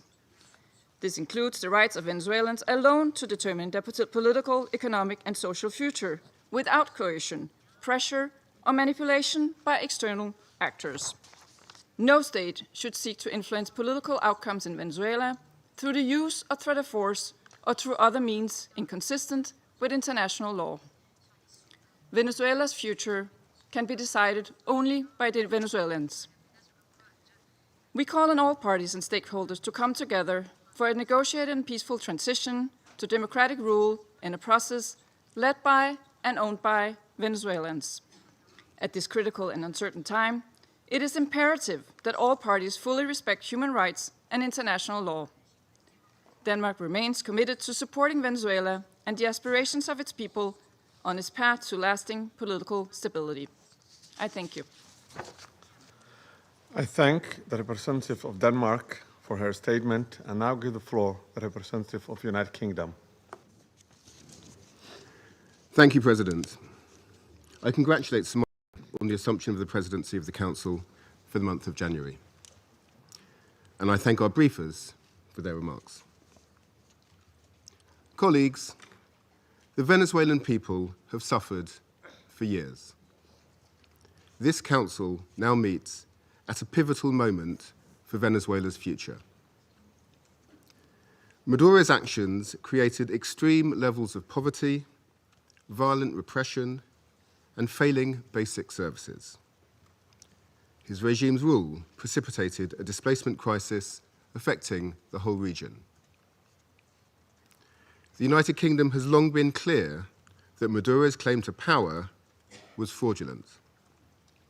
To date, Venezuela's National Electoral Council has failed to publish the full results of the July 2024 presidential elections, and independent domestic and international reports also observed significant irregularities and a lack of transparency.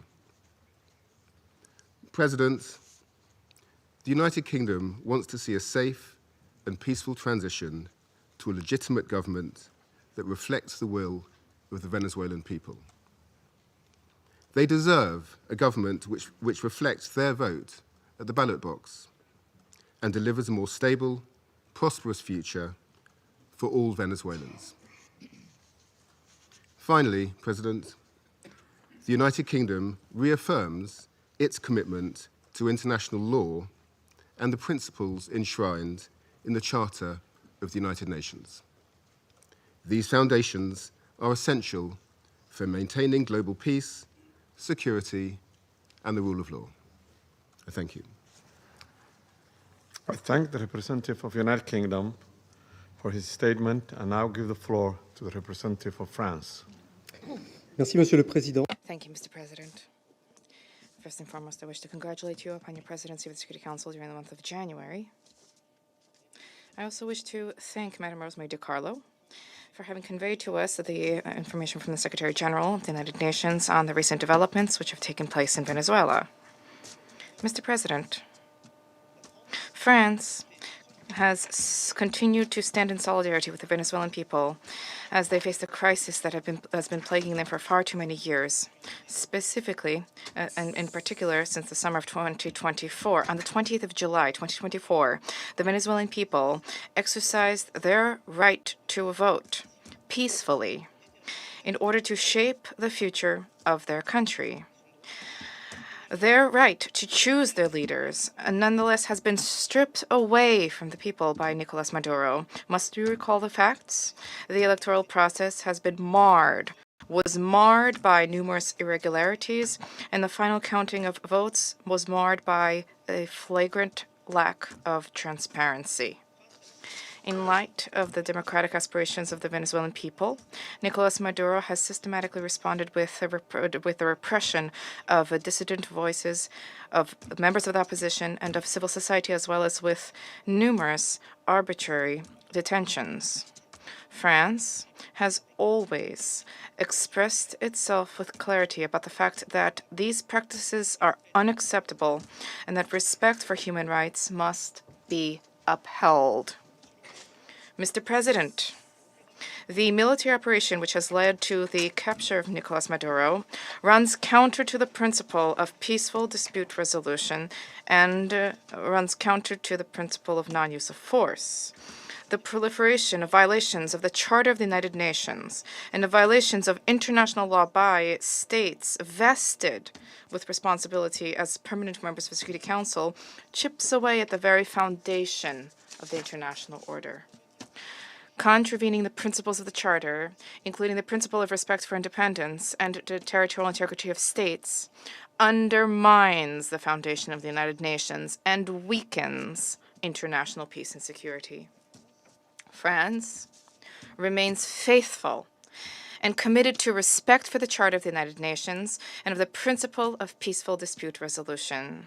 We have an obligation to uphold these principles at all times and in all places. Respect for these principles is indispensable. Mr. President, France wishes to reiterate our commitment to respect for the will of the Venezuelan people.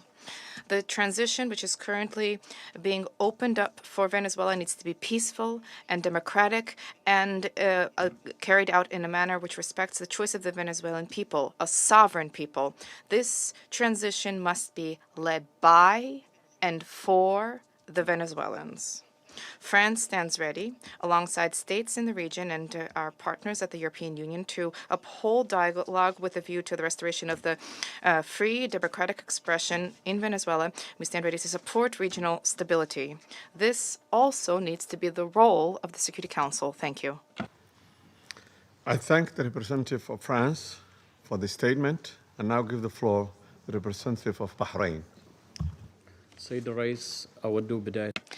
Mr. President, I wish to take this opportunity to congratulate first and foremost the Federal Republic of Somalia on its presidency of the Security Council during this month of January. We wish you every success. We also wish this opportunity to thank delegations whose mandate at the Council ended, namely Algeria, Guyana, the Republic of Korea, Sierra Leone, as well as Slovenia. We wish to thank them for their significant contributions to the attainment of the goals and the mission of the Council. I also wish to thank Madam Rosemary DiCarlo, Undersecretary General for Political and Peace-Building Affairs, for her valuable briefing related to the latest developments which have taken place in the Bolivarian Republic of Venezuela, and I wish to thank other briefers as well.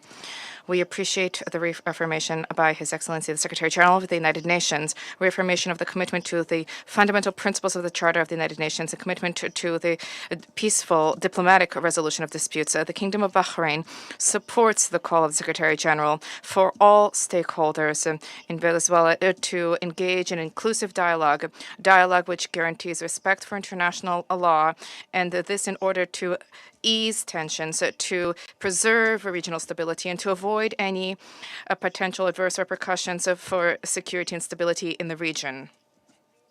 The Kingdom of Bahrain also extends its support for efforts undertaken at the regional and international levels in order to reduce tensions and to enhance diplomatic means in order to provide for international peace and security.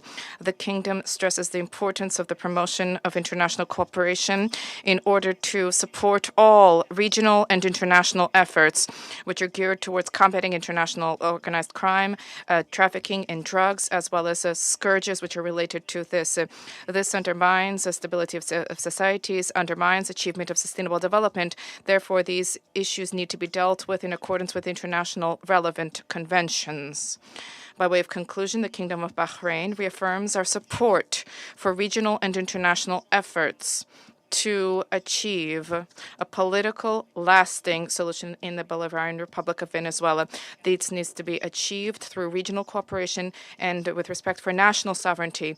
The goal is to provide for security and stability in Venezuela, to avoid risks of conflict and division, to protect civil peace, and to contribute to the preservation of regional security and stability, as well as international peace and security. Thank you, Mr. President.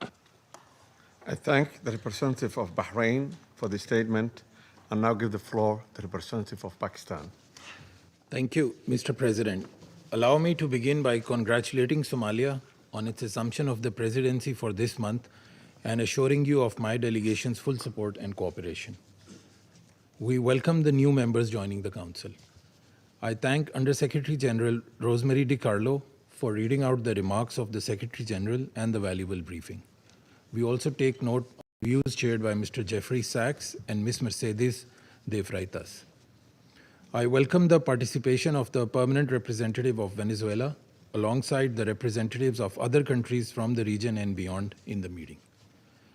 Mr. President, Pakistan views the recent developments in Venezuela with profound concern.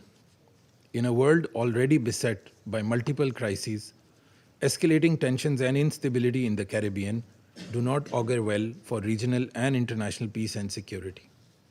The UN Charter enjoins us to refrain from the threat or use of force against the territorial integrity or political independence of any state.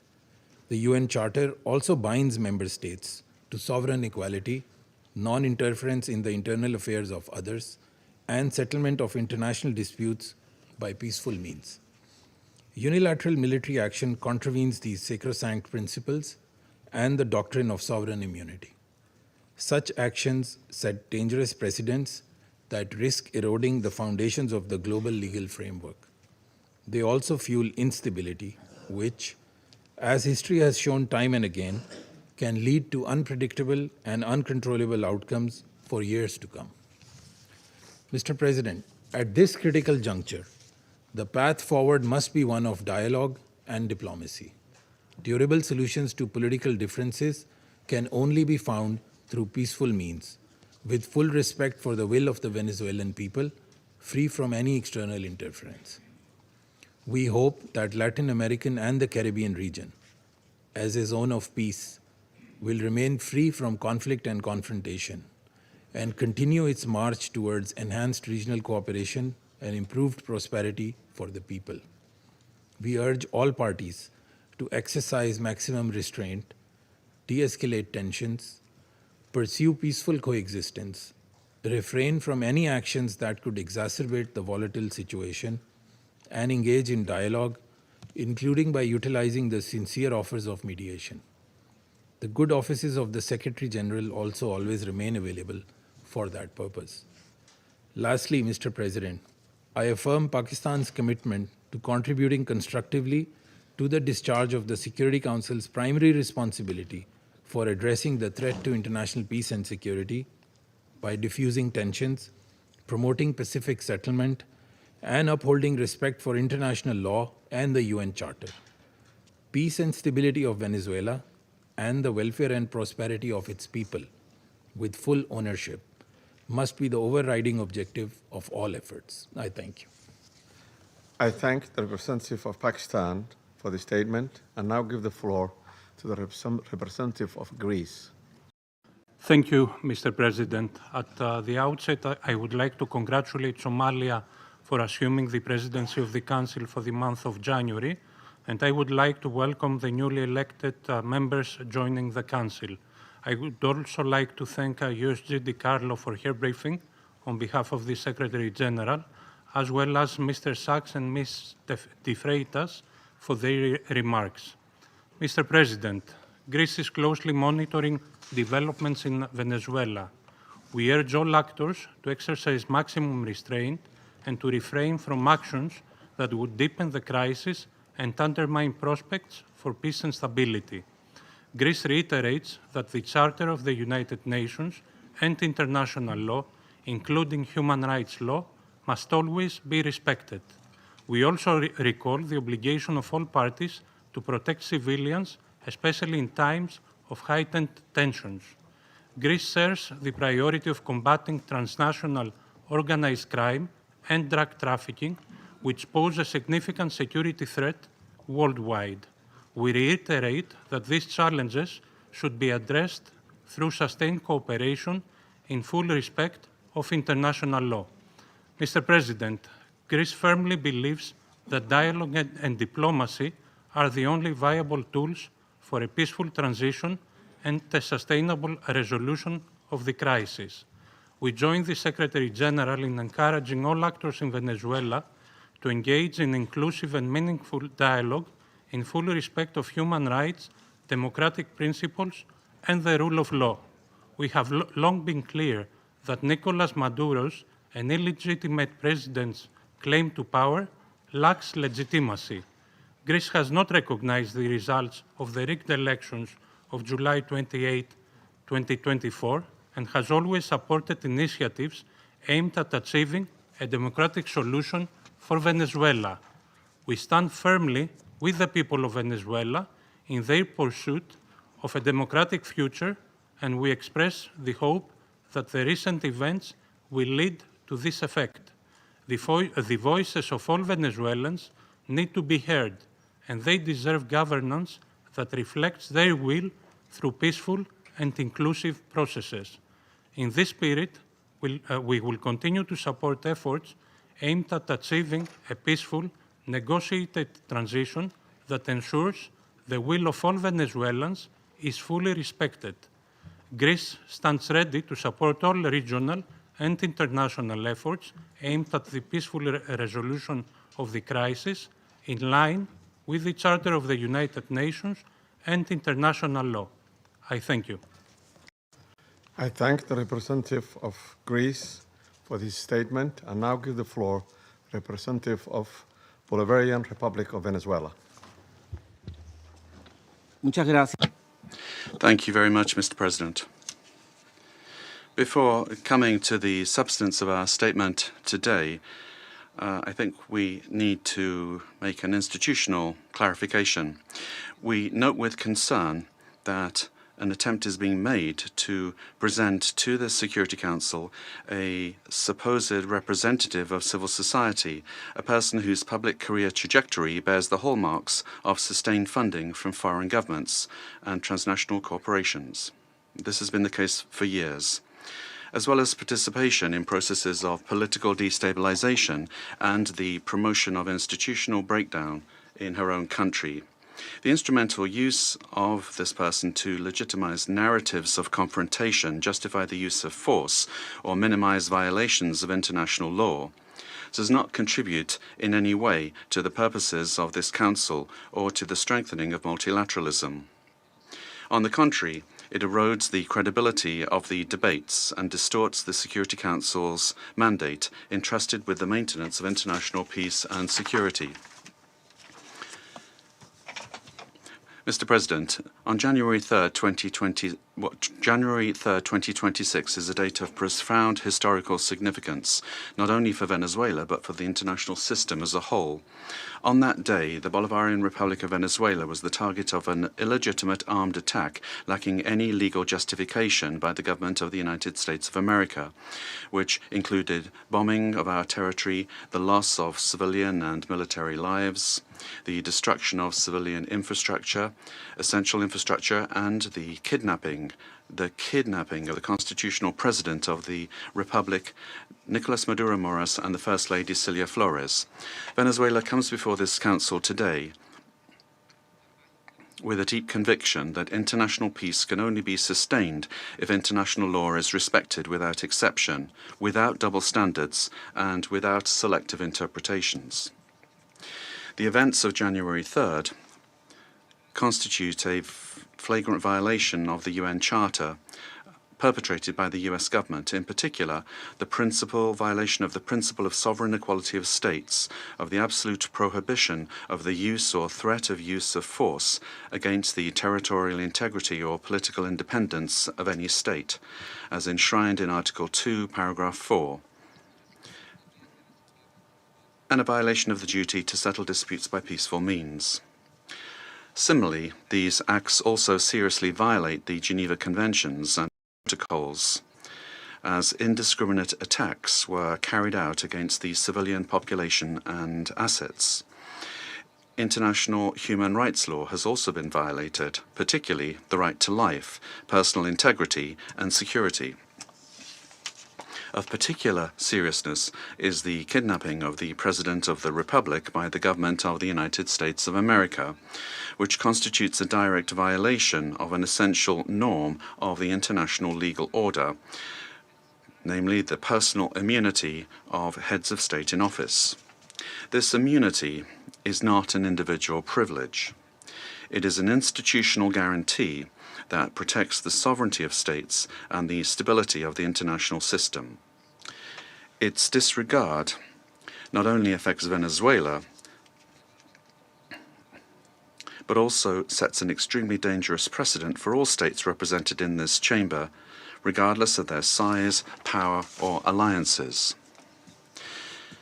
Mr. President, General Assembly Resolution 3314 clearly defines as an act of aggression the bombing of the territory of one state by the armed forces of another state, as well as the invasion or occupation, even without formal annexation.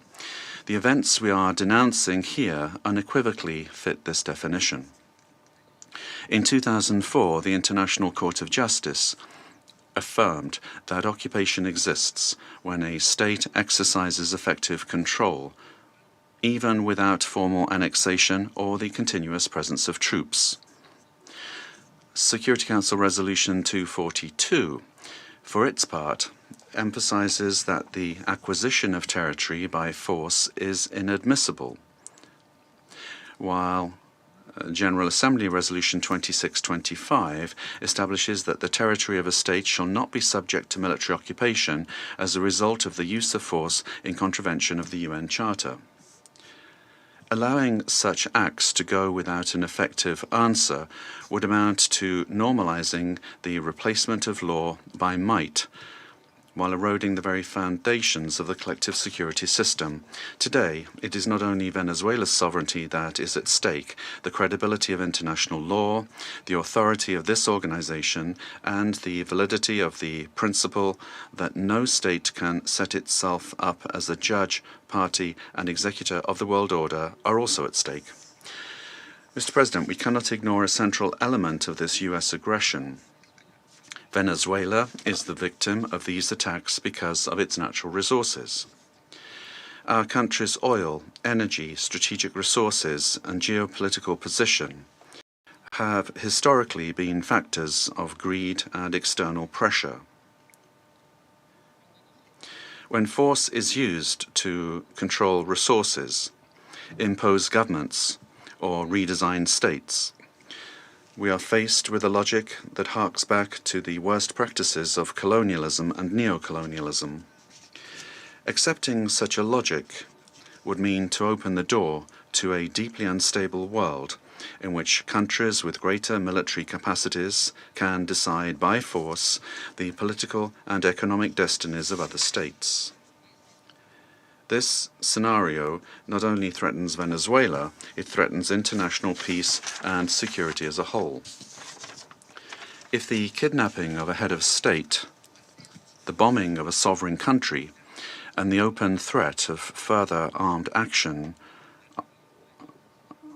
are tolerated or downplayed, the message sent to the world is a devastating one, namely that the law is optional and that force is the true arbiter of international relations. Venezuela firmly believes in diplomacy, dialogue, and peaceful coexistence among nations. That has always been our historical position, and it remains so today, even in the face of an aggression of this magnitude.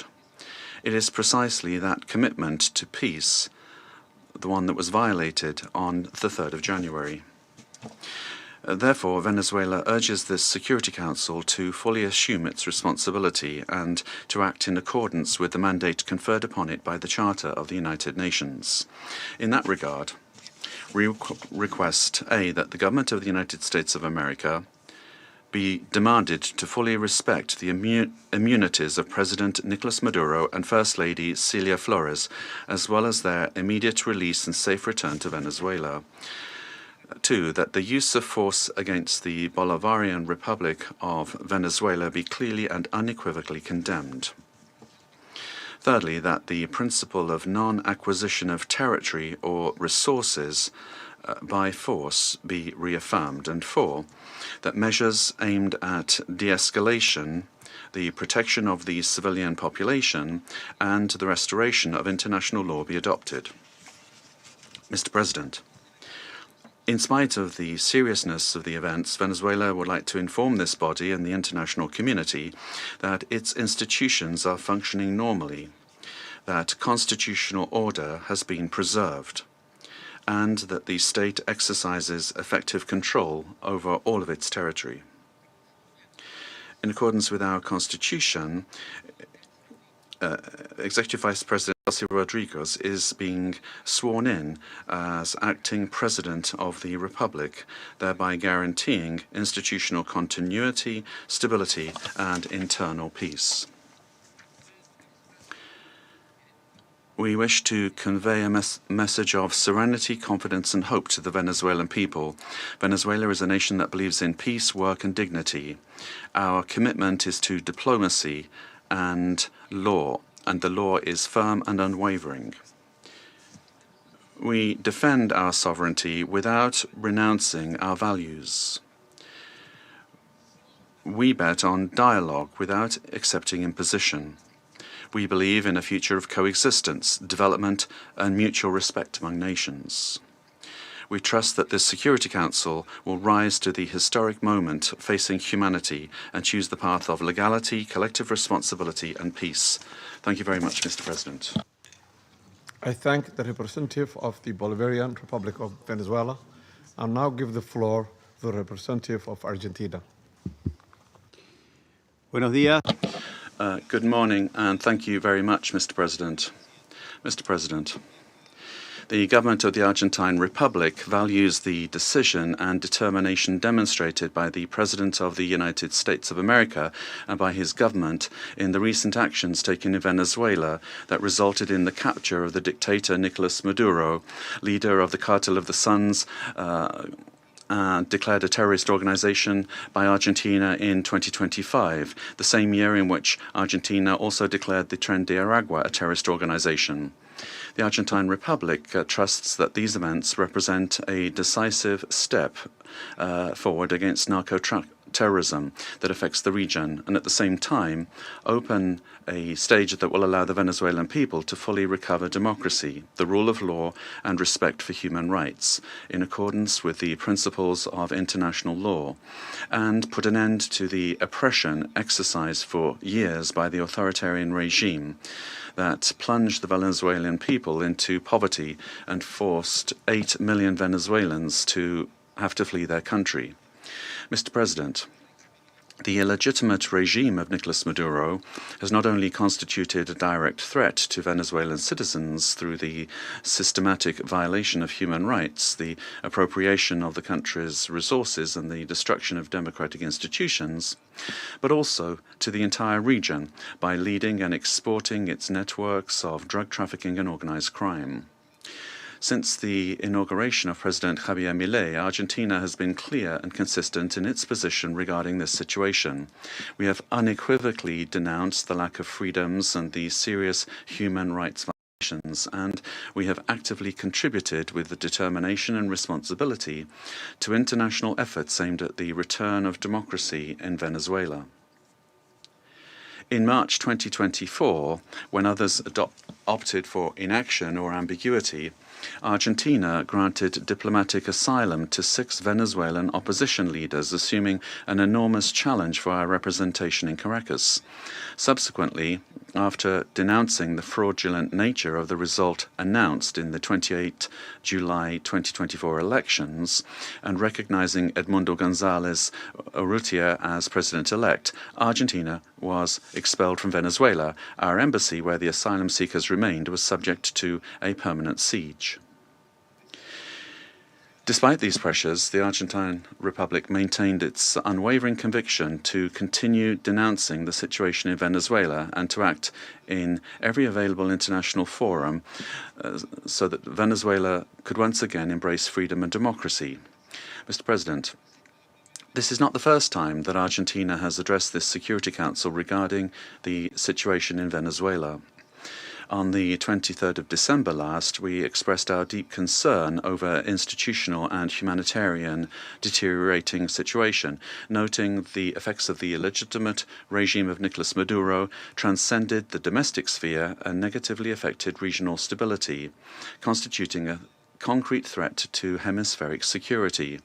In the same vein, President Milei stated at the Mercosur summit that Argentina welcomed the pressure from the United States aimed at freeing the Venezuelan people. Today, the international community faces a new scenario that poses a dual challenge: to support a genuine democratic transition in Venezuela and to contribute to the lasting restoration of peace and security in our region. Faced with both challenges, the Argentine Republic stands ready and willing to cooperate. We reaffirm our firm commitment to the full restoration of institutional normalcy and the rule of law in Venezuela, always safeguarding the freedom, human dignity, and prosperity of the brotherly Venezuelan people, as well as our determination to continue fighting against the scourge of narco-terrorism and those who contribute to its financing. The process that begins today requires the firm and coordinated commitment of all those countries that have accompanied the Venezuelan people in their long struggle, so that Venezuela can leave behind more than 2 decades of political, humanitarian, and social crisis, and can finally be reunited with freedom, democracy, respect for human rights, and economic prosperity. Mr. President, finally, the Argentine Republic requests the authorities responsible for administering the transition in Venezuela contribute to the immediate release of the Argentine citizen Nahuel Gallo, who has been in a situation of enforced disappearance since the 8th of December 2024, in clear violation of his human rights, and that his prompt and safe return to our country be guaranteed. Thank you. I thank the representative of Argentina and now give the floor to the representative of Chile. Thank you, Mr. President. Chile would like to thank Somalia for convening this informational briefing under the item Threats to International Peace and Security. We'd also like to thank Madam Rosemary DiCarlo, USG for Political and Peacebuilding Affairs, as well as the briefings from Mr. Jeffrey Sachs and Ms. Mercedes de Freitas. President, Chile would like to express our deep concern and firm condemnation of the unilateral military action taken by the United States in the territory of the Bolivarian Republic of Venezuela. We also reiterate consistently our firm commitment to respect for international law, sovereignty and territorial integrity of states, and the peaceful settlement of disputes, the prohibition of the threat or the use of the threat of force, and full respect for human rights. These affirmations are accepted by the majority, and they must maintain their importance in order to preserve international peace and security. We said this on the 23rd of December when we took the floor, and we reiterate this today. Chile does not recognize the Maduro regime, but serious violations of human rights being faced by Venezuela do not have a military solution. They can only be addressed through peaceful, gradual and inclusive measures that will take into account the legitimate aspirations of the Venezuelan people. Respect for international law does not allow for exceptions, including when it comes to addressing the illegitimacy of a president. Problems must always be solved within the normative framework that we have provided for ourselves as nations. The future of Venezuela must include free elections, citizen participation, and international assistance, and not with actions that could create dangerous precedents or escalate tensions in the region with serious consequences for the population. Chile, as a witness of history and based on our own experience with the loss of democracy, where there was foreign interference that caused extreme damage and pain for the Chilean people, we were able to recover our democracy through a transitional process that was carried out with the assistance of the community, the strength of organized citizens, and through our institutions. Mr. President, Chile would like also to underscore the urgent need to continue with coordinated efforts multilaterally to address transnational organized crime. And we're also convinced that Latin America and the Caribbean must continue to be a zone of peace, because that zone of peace not only serves Latin America and the Caribbean, but the entire world. An armed conflict will have devastating humanitarian consequences in Venezuela and in the region. It will worsen the suffering of the civilian population and worsen even further the displacement, insecurity and vulnerability aspects of the situation. We reiterate that any differences must be dealt with exclusively through peaceful means in strict respect for international law, the sovereignty of states, and the prohibition of the use or the threat of the use of force. As was recently indicated by the heads of state of Brazil, Chile, Mexico, Uruguay, and Spain, we express our concern with regard to any attempt to control government administration or foreign ownership of strategic assets. This would be against international law and would threaten the political, economic, and social stability of the region. Mr. President, given this complex scenario, Chile welcomes the role that could be played by multilateral fora. And here, particularly, we would refer to the role of the United Nations, and particularly the role that could be played by the Secretary General and by this Council, with the consent of the parties involved to contribute to de-escalating the situation and searching for an understanding that would favor a peaceful and lasting exit to the crisis. Prudent leadership and experience of our organization, as well as the regional organizations and mechanisms, could be very relevant to avoid a further worsening of the situation and to keep open the channels of communication. Chile reiterates its preparedness to support constructive initiatives that will point in this direction and work together with countries of the region and with the international community for stability and mutual understanding and respect for the principles that underpin this organization. Thank you. I thank the representative of Chile for the statement and now give the floor to the representatives of Brazil. Mr. President, we'd like to thank Somalia for convening this emergency session of the Security Council. Brazil categorically and firmly rejects the armed intervention in Venezuelan territory in flagrant violation of the Charter of the United Nations and of international law. The bombings on Venezuelan territory and the capture of its president cross an unacceptable line. These acts constitute a very serious affront to the sovereignty of Venezuela and set an extremely dangerous precedent for the entire international community. The Charter of the United Nations establishes as a pillar of the international order the prohibition of the use of force against the territorial integrity or political independence of any state, except in the circumstances strictly provided for therein. The acceptance of actions of this nature would inexorably lead to a scenario marked by violence, disorder, and the erosion of multilateralism, to the detriment of international law and institutions. The effects of the weakening of international governance and cooperation mechanisms are already evident.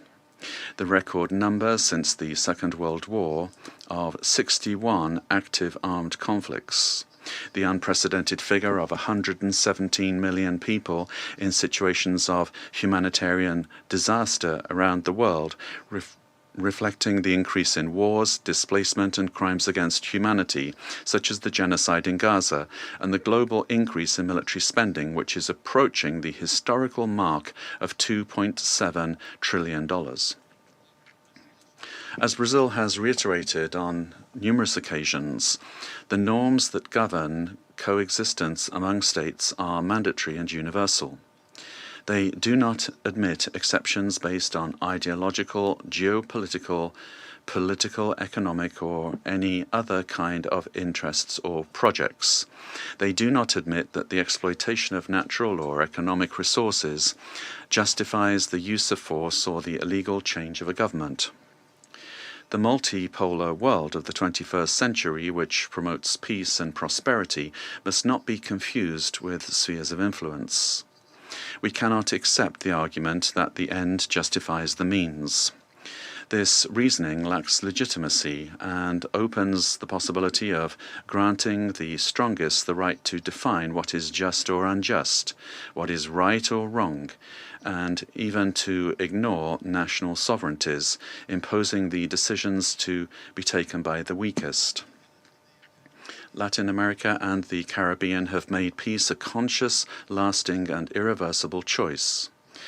The resort to force in our region evokes chapters of history that we believed we'd left behind us and endangers the collective effort to preserve the region as a zone of peace and cooperation, free of armed conflicts, respectful of international law and the principle of non-intervention. Armed interventions in the past have had profoundly negative and lasting consequences. Contrary to freedom and democracy, those interventions produced authoritarian regimes and serious violations of human rights, leaving as a lamentable result thousands of dead, political prisoners, tortured persons, and disappeared persons whose families still today search for their loved ones as well as justice and reparation. For the first time in South America, a profoundly alarming event has occurred. An external armed aggression with the deployment of troops and bombings in a neighboring country contiguous with Brazil, with which we share more than 2,000 kilometers of border. Mr. President, South America is a zone of peace. I insist upon that. We have upheld and will uphold with full determination peace and non-intervention in our region. Furthermore, Brazil does not believe that the solution to the situation in Venezuela lies in the creation of protectorates in the country, but rather in solutions that respect the self-determination of the Venezuelan people within the framework of its constitution. The events of January 3rd transcend the regional sphere. The attack on the sovereignty of any country, regardless of the direction of its government, affects the entire international community. This and other cases of armed intervention against the sovereignty of a country, its territorial integrity, or its institutions must be vehemently condemned. It is up to this Council to assume its responsibility and react with determination, clarity, and obedience to international law in order to prevent the law of force from prevailing over the force of law. Brazil trusts that the future of Venezuela will be built by the Venezuelan people through dialogue, without external interference, and within the framework of international law. Thank you. For Brazil, for the statement, and now give the floor to the representative of Mexico. Señor Presidente. Mr. President, thank you for having convened this emergency meeting of the Council. The government of Mexico has already made its position clear with regard to our condemnation of the military aggression of January 3rd against targets in the territory of Venezuela, in clear violation of Article 2 of the Charter of the United Nations. These actions must not be allowed, as they constitute a severe blow to the Charter and to multilateralism. Mexico would like to clarify the following points. 4 points. Number 1, the prohibition of the threat or the use of force against the sovereignty, territorial integrity, or political independence of any state is the foundation of international law, regardless of the country or the government involved. 2, rhetoric pointing towards the escalation or expansion of military actions, including to other countries in our region, threatens regional stability. 3, the Security Council has the responsibility and, above all, it has the obligation to act decisively and without double standards in the face of serious violations of the Charter, and to restore international peace and security in strict adherence to the provisions of Article 24 and observing Article 27.3. 4. It is for sovereign peoples to decide their destiny and to find peaceful, democratic, and negotiated solutions to their political differences within a framework of unrestricted respect for human rights. Regime change by external actors and the application of extraterritorial measures are not only acts contrary to international law, but historically, all they've done is exacerbate conflicts and weakened the social and political fabric of nations. Mr. President, esteemed colleagues, despite the political differences among our governments, Latin America and the Caribbean has been forged as a zone of peace. Collectively, we have, for decades now, resorted to the available political and legal mechanisms available in order to peacefully settle disputes. The current violation of this fragile balance gravely endangers the political stability and the security of the region, as well as the well-being of our peoples.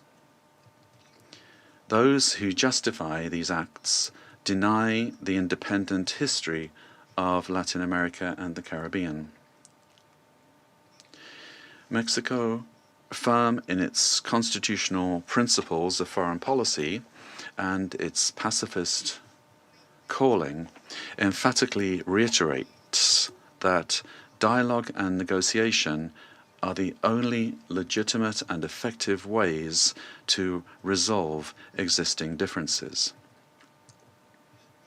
I reiterate the call of the President of Mexico for the UN to do more to resolve this and other conflicts, including through the good offices of its Secretary General. In view of the events of January 3rd, Mexico reaffirms its willingness to support any effort at facilitating dialogue, mediation, or providing assistance that promotes peace in the region.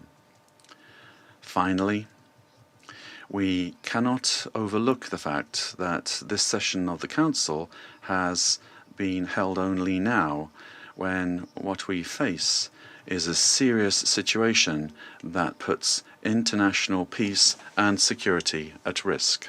Thank you. I thank the representative of Mexico for his statement and now give the floor to the representative of Paraguay. Gracias, señor presidente. Thank you, Mr. President. The delegation of Paraguay would like to thank the Presidency and the members of the Council for the opportunity to take the floor at this very important session. Paraguay has already pointed out the situation with regard to Venezuela under President Maduro and the Cartel de los Soles and the criminal organization that was formally declared as such by our national authorities, and his continued presence was a threat to the region.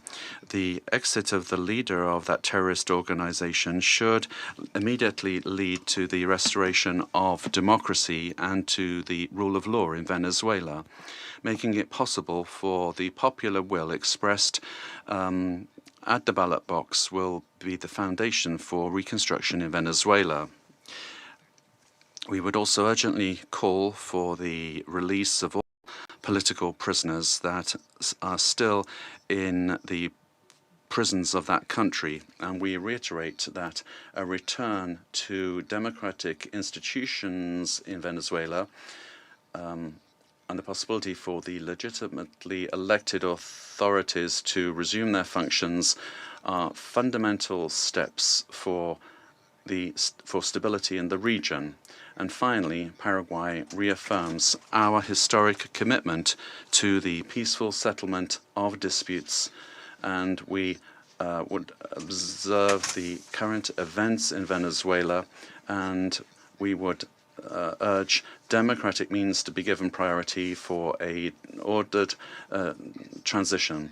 Our commitment will continue to be to the democratic principles of the rule of law and peace in society. Thank you very much, Mr. President. I thank the representative of Paraguay for his statement and now give the floor to the representative of Cuba. Gracias, señor presidente. Thank you, Mr. President. Mr. President, Cuba aligns itself with the statement to be delivered by Eritrea on behalf of the group of friends of the United Nations and Uganda on behalf of the non-aligned movement. Since September of last year, Cuba has been denouncing the hegemonic and criminal plans of the United States and its aggressive projection against Venezuela and the region. We have clearly been exposed to the serious and unpredictable consequences of the irresponsible conduct of the U.S. government for the political, social, and economic stability of Latin America and the Caribbean, and more generally, for international peace and stability. On the 23rd of December, in this very body, we set out the sequence and escalation of actions carried out by the United States with the aim of overthrowing by force the legitimate and constitutional government of Venezuela and destroying the civic military union.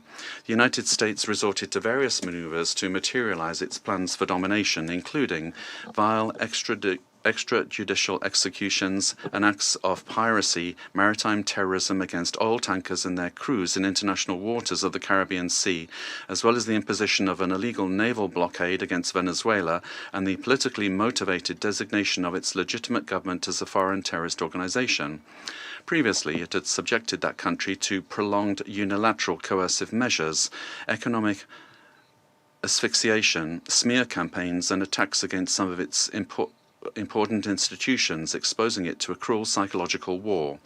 With absolute disrespect for the Charter of the United Nations and international law, including relevant resolutions adopted by this Council and by the General Assembly, on January the 3rd, United States military forces attacked Venezuela with total brutality and treachery, and in an unacceptable and barbaric act kidnapped its legitimate president, Nicolas Maduro, and his companion, Celia Flores. Cuba condemns in the strongest terms the military aggression of the United States against Venezuela, while categorically reiterating its absolute support and solidarity with the Venezuelan people, and joins the demand that the government of the United States release the constitutional president, Nicolas Maduro Moros, and his companion, Celia Flores. In the criminal attack perpetrated by the United States, 32 Cubans lost their lives in combat actions. They were carrying out missions on behalf of the Revolutionary Armed Forces and the Ministry of the Interior at the request of counterpart bodies of that country. Our compatriots honorably fulfilled their duty and fell after fierce resistance in direct combat against the attackers or as a result of the bombings of the facilities. Through their heroic actions, they upheld the solidarity sentiments of millions of our compatriots. Mr. President, the cowardly U.S. aggression against Venezuela is a criminal act in violation of international law and the UN Charter. It constitutes a dangerous escalation of the sustained war campaign waged for years by the United States against that sister nation, which intensified since September 2025 with the aggressive naval deployment in the Caribbean Sea under mendacious pretexts and unfounded accusations without any evidence whatsoever. The U.S. military attack against Venezuela has no justification whatsoever. It does not respond to any provocation, nor does it possess legitimacy. It is based on the aberrant doctrine of peace through force and undermines the stability and peace that have characterized our Latin American and Caribbean region for years. It seeks to promote a change in the constitutional order of the Bolivarian Republic of Venezuela, freely chosen by its people. Its ultimate objective is not the false narrative of combating drug trafficking, but control over Venezuela's land and natural resources, as has been openly and shamelessly declared by President Trump and his Secretary of State. This is an imperialist and fascist aggression with objectives of domination that seeks to revive the U.S. hegemonic ambitions over our America, anchored in the outdated Monroe Doctrine. It also seeks to intimidate and subjugate the governments of Latin America and the Caribbean. Cuba calls for an urgent reaction from the international community against this criminal attack on Venezuela, a peaceful nation that has not attacked the United States or any other country. On all governments, parliaments, social movements, and peoples of the world to condemn the U.S. military aggression against Venezuela and to confront this act of state terrorism that threatens international peace and security and seeks to impose a new doctrine of U.S. imperialist domination in Latin America and the Caribbean and in the world. Mr. President, the recent statements about imperialist plans to steer Venezuela toward a supposed safe, appropriate, and prudent transition are totally unacceptable. In the U.S. vision of domination, this means imposing a puppet government functional to its predatory goals, particularly unrestricted access to and plundering of natural resources that, by right, belong to the Venezuelan people. Determining the destiny of Venezuela is an exclusive right of its people, without external interference. If the U.S. government, lacking any moral authority whatsoever, truly cared about the peace, freedom, and justice of Venezuelan men and women, it would not have bombed that territory with absolute disregard for the lives, sovereignty and territorial integrity of that nation. I conclude by reaffirming our unwavering adherence to the proclamation of Latin America and the Caribbean as a zone of peace, and by calling for action with the firmness and determination that current circumstances demand, always in defense of international law and of a future of peace for all the peoples of our America and of the world. Thank you. I thank the representative of Cuba for the statement and now give the floor to the representative of Nicaragua. Muchas gracias. Thank you very much, Mr. President. Latin America and the Caribbean is a zone of peace, declared by the Community of Latin American and Caribbean States, CELAC, on behalf of all of the peoples and governments of our region. This zone of peace must be fully respected by all governments of the world without exception, and in particular by the members of this Security Council responsible for international peace and security. This decision, these desires and aspirations of our peoples, are a noble contribution to world peace, to international law, and to the United Nations Charter. Mr. President, Nicaragua supports what was expressed by the interim president of Venezuela, Delcy Rodriguez, calling for the immediate release of the constitutional and legitimate president of Venezuela, Nicolas Maduro Moros, and the first fighter of the country, Celia Flores. All member states of the United Nations have the duty to respect international law, the spirit, the purposes and principles of the United Nations Charter, the right to sovereignty, self-determination, territorial integrity of states, non-interference, and peaceful coexistence. The Venezuelan people are a dignified people, the people of Bolivar, of Chavez, and of Maduro, and they have never bowed the knee. They defend their right to sovereignty and their right to peace. Nicaragua will always stand with Venezuela. Peace has been deeply damaged, and the human family, the community of nations, the peoples of the world. We urge all of you to respect the dignity of all peoples. Thank you. I thank the representative of Nicaragua for the statement and now give the floor to the representative of Trinidad and Tobago. Thank you, Mr. President. The delegation of Trinidad and Tobago thanks the Security Council for convening this urgent meeting following the recent developments in the Bolivarian Republic of Venezuela. My delegation addresses this council today as a Caribbean nation, a neighbor of Venezuela, and a long-standing advocate for peaceful coexistence and the rule of law. The government of Trinidad and Tobago has taken note of the military operations undertaken by the United States in Venezuela.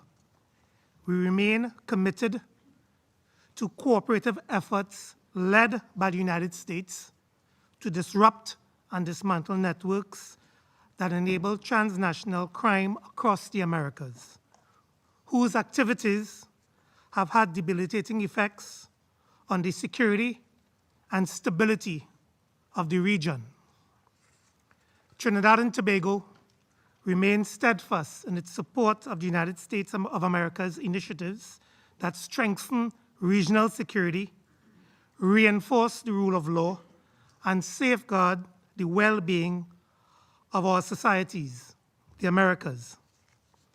The government of Trinidad and Tobago, while valuing its long-standing and robust partnership with the United States, remains equally committed to maintaining a constructive and respectful relationship with the Bolivarian Republic of Venezuela and continues to uphold peaceful relations with the people of Venezuela.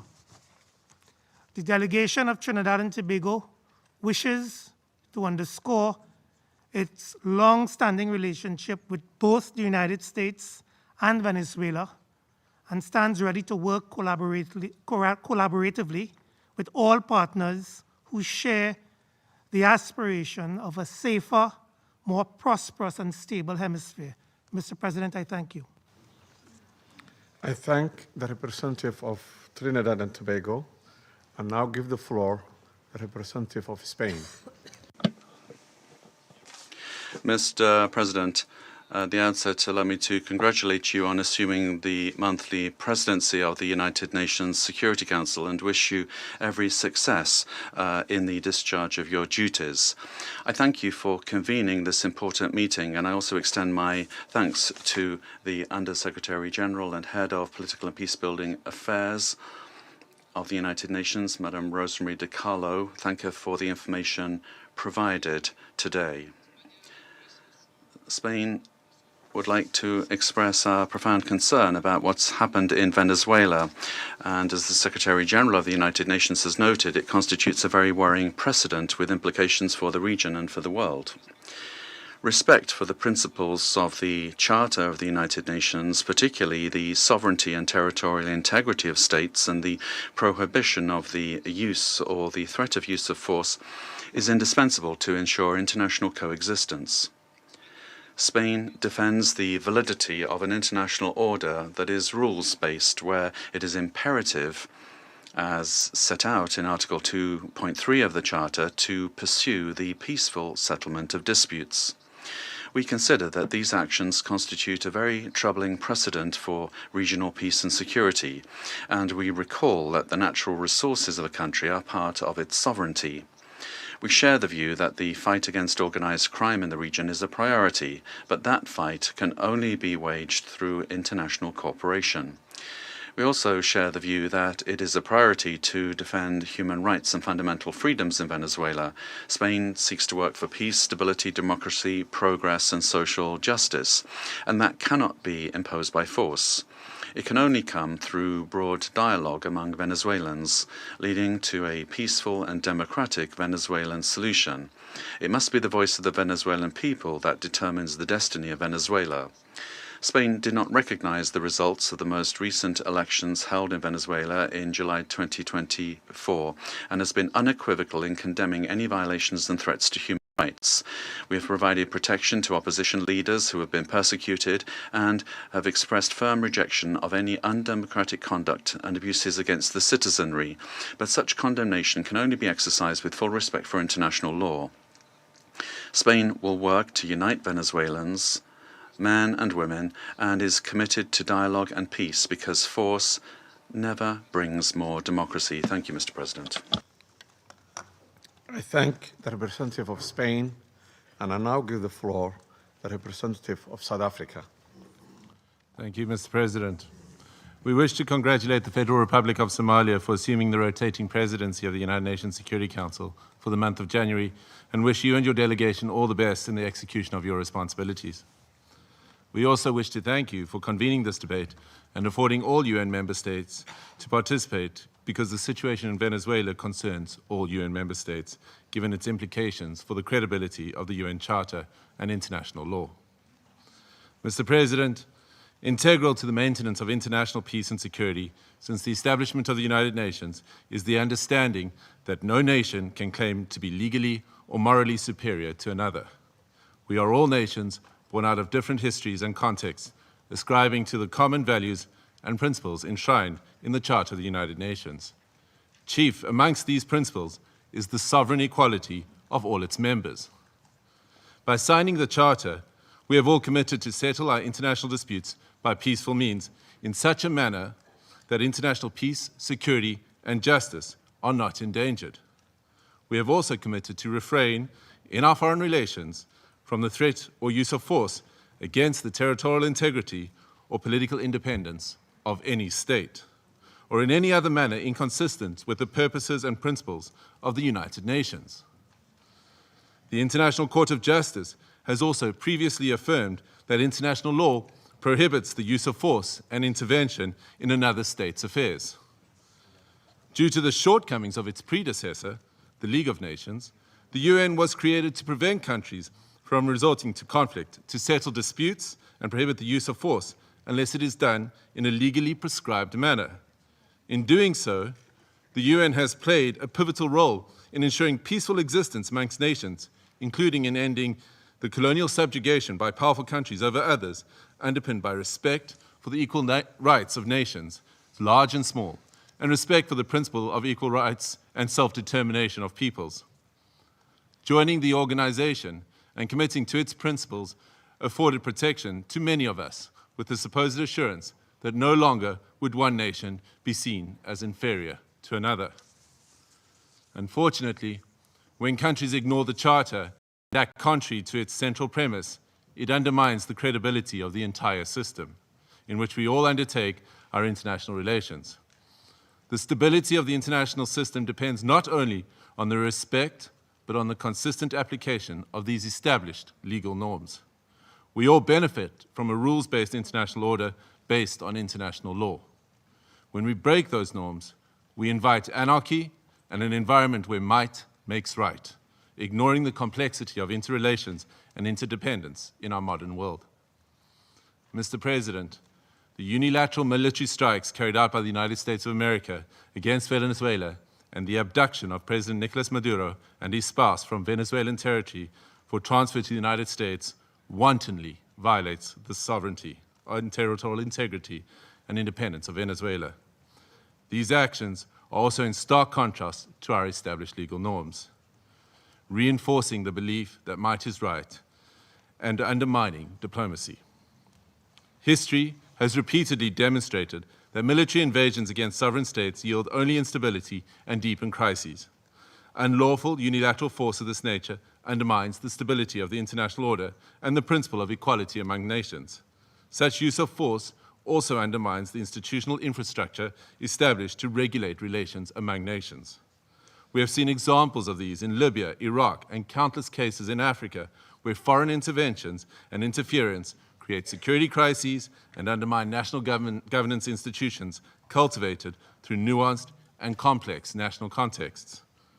South Africa stresses that allegations of internal governance challenges, human rights concerns, or acts of criminality by a head of state cannot justify a breach of the Charter's prohibition on the use of force, particularly Article 2.4 of the Charter. The peaceful resolution of disputes and internal matters must proceed in accordance with international law and through multilateral mechanisms. Additionally, under international law, a state has exclusive jurisdiction over persons and conduct within its own territory. Any enforcement of domestic law, including arrest by one state within the territory of another state without the state's consent, is an unlawful violation of sovereignty. There are recourse mechanisms at the disposal of states to implement international law.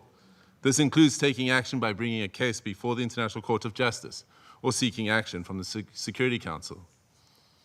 We note the statement issued by a group of concerned countries, mainly those in the Latin American region, most affected by the developments in Venezuela, which reiterates that the situation in Venezuela must be resolved exclusively through peaceful means, through dialogue, negotiation, and respect for the will of the Venezuelan people in all its expressions, without external interference and in accordance with international law. Mr. President, each one of our countries, including our peoples, that are members of this organization and that are bound to its charters, have the right to determine our own democratic and political path. This inherent charter-given right to self-determination cannot and should not be abrogated.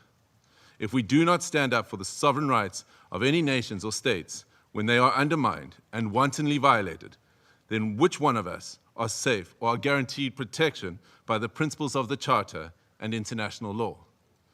Failure to act decisively against such violations is a tantamount to inviting anarchy and normalizing the use of force and military might as the main form of discourse in international politics. This would be a regression into a world preceding the United Nations, a world that gave us two brutal world wars, and an international system prone to severe structural instability and lawlessness. We cannot afford to proceed into a complex future without the stability and protection afforded by international law. I thank you. I thank the representative of South Africa for his statement, and I now give the floor to the representative of Eritrea. Thank you, Mr. President. Allow me at the onset to congratulate Your Excellency and the government of the Federal Republic of Somalia on assuming the presidency of the Security Council for the month of January. We also extend our congratulations to Bahrain, Colombia, the Democratic Republic of Congo, Liberia, and Latvia on their election to the Security Council. As this is the first Security Council meeting of the year, allow me to pay tribute to the outgoing members, Algeria, Guyana, the Republic of Korea, Sierra Leone, and Slovenia, for their dedicated service and diligent work throughout the tenure of the Council. I read this statement on behalf of the Group of Friends in Defense of the United Nations Charter. The Group of Friends in Defense of the Charter of the United Nations condemns the most unequivocal and categoric manner the act of aggression perpetrated on 3rd January 2026 against the Bolivarian Republic of Venezuela by special forces of the United States of America, which included armed attacks against civilian and military objects in the capital city of Caracas, as well as in various other cities of the Venezuelan territory, and the illegal abduction of the President and First Lady of the Bolivarian Republic of Venezuela, His Excellency Mr. Nicolas Maduro Moros, and Her Excellency Mrs. Celia Flores de Maduro. The member states of the Group of Friends in Defense of the Charter of the United Nations expressed their serious concern at the impact of these series of armed attacks, particularly on civilians and their human rights to life, which have included military assaults with U.S. Special Forces, while emphasizing that such acts constitute a clear breach of international law and of each and every principle governing international relations, including those foreseen in the Charter of the United Nations. The Group of Friends of the Charter of the United Nations reiterates its firm support to the constitutional government of the Bolivarian Republic of Venezuela under the leadership of President Nicolas Maduro Moros, and emphasize the importance of ensuring strict respect for the inviolability of the immunities accorded to heads of states and government under international law, while renewing its unwavering solidarity with the Venezuelan people in their ongoing struggle for defending their homeland, including through the actions it may take within the framework of international law to exercise its inalienable right to self-defense. The member states of the Group of Friends in Defense of the Charter of the United Nations demand for the immediate cessation of all hostilities against the Bolivarian Republic of Venezuela, for the full respect for the sovereignty, territorial integrity, political independence, and inalienable right to self-determination of the Bolivarian Republic of Venezuela, for the immediate return of President Nicolas Maduro and First Lady Celia Flores de Maduro to the Venezuelan national territory, and for those responsible for these acts of aggression to be held accountable. The Group of Friends of the Charter of the United Nations firmly reject the remarks delivered by the President of the United States of America during the afternoon of 3rd January 2026, in which he not only threatened with additional airstrikes against the Venezuelan territory, but also claimed to resolve to occupy and govern the Bolivarian Republic of Venezuela, and to exploit the natural resources and administer the wealth of that sisterly nation in what can only be described as the confession of a clear plan of annexation that foresees, among others, the complete obliteration of the inalienable rights of the Venezuelan people, as well as the fundamental rights of the Venezuelan state as a whole. The member states of the Group of Friends of the Defense of the Charter of the United Nations call on all relevant international bodies, including the Security Council and the General Assembly of the United Nations, to swiftly mobilize in order to uphold the purposes and principles enshrined in the Charter of the United Nations, and to urgently take appropriate measures to avoid further escalation of the situation on the ground, particularly additional acts of aggression against the sovereignty and territorial integrity of the Bolivarian Republic of Venezuela, and preserve both regional and international peace and security. I thank you. I thank the representative of Eritrea for her statement, and I now give the floor to the representative of Islamic Republic of Iran. Thank you. In the name of God, the compassionate and merciful, thank you, Mr. President, for convening this emergency and important meeting. We acknowledge the presence of the Undersecretary General, Mr. Carlo, at this meeting and extend our appreciation to Professor Jeffrey Sachs for his informative and insightful briefing. At the outset, I would like to extend my warm congratulations to Somalia on its assumption of the presidency of the Security Council for this month. I also wish to warmly congratulate the newly elected members of the Council, Bahrain, Colombia, Republic of Congo, Latvia, and Liberia on their election. Mr. President, the Islamic Republic of Iran would like to associate itself with the statement delivered by Eritrea on behalf of the group of Friends in Defense of the Charter of the United Nations and wishes to make the following remarks in its national capacity. First, the Islamic Republic of Iran condemns in the strongest possible terms the military attack carried out by the United States of America against the Bolivarian Republic of Venezuela. This illegal act constitutes a state terrorism, a manifest violation of Charter of the United Nations, particularly Article 2, Section 4, and Section 7, and peremptory norms of the international law and amounts to an internationally wrongful act and a full-fledged act of aggression.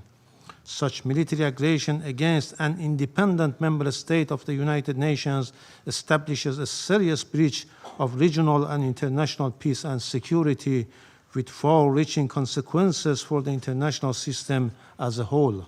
Second, the abduction of democratically elected president and the First Lady of the Bolivarian Republic of Venezuela by the United States constitute a flagrant violation of customary international law, including the principles of the inviolability of the immunities accorded to the heads of a state and government under international law, and represent a grave assault on the sovereign equality of states.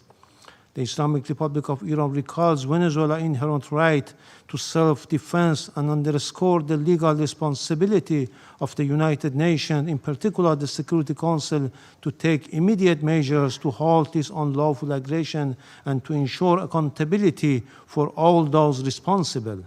Iran also affirms its full support for the people and legitimately elected government of the Bolivarian Republic of Venezuela. Third, the United States is openly seeking to substitute its domestic law for international law and the Charter of the United Nations. This represents a serious warning to the international community and to all member states.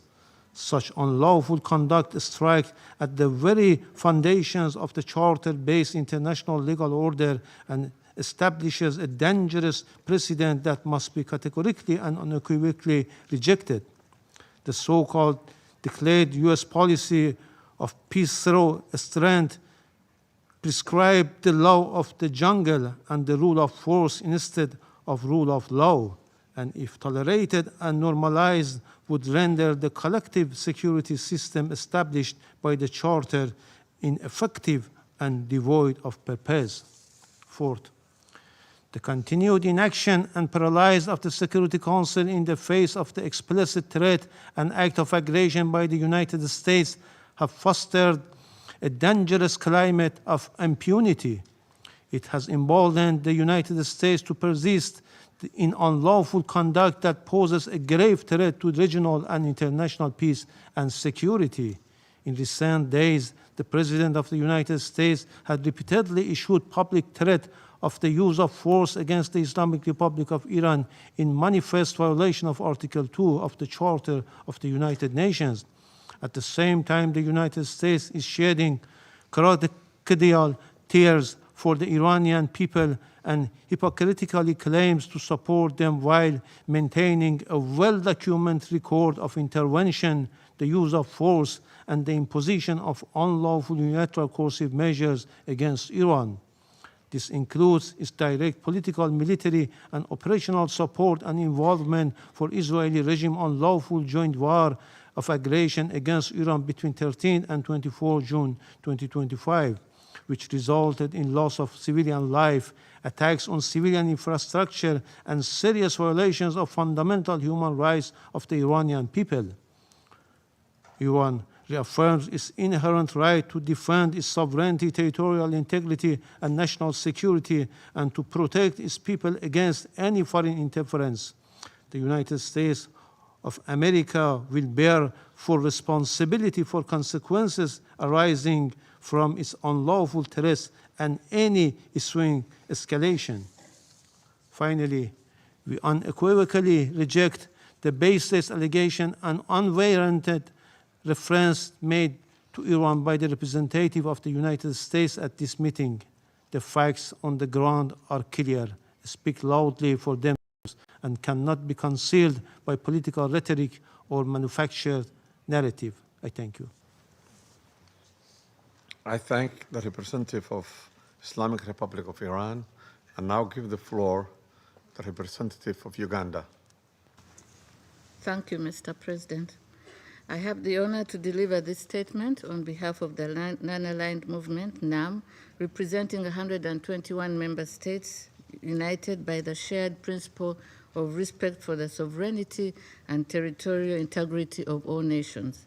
The Coordinating Bureau of the Non-Aligned Movement, NAM, categorically condemns the act of aggression perpetuated by the United States of America against the Bolivian Republic of Venezuela since the early hours of 3rd January 2026, which included armed attacks against civilian and military locations in the capital city of Caracas, as well as in various other cities of the Venezuelan territory.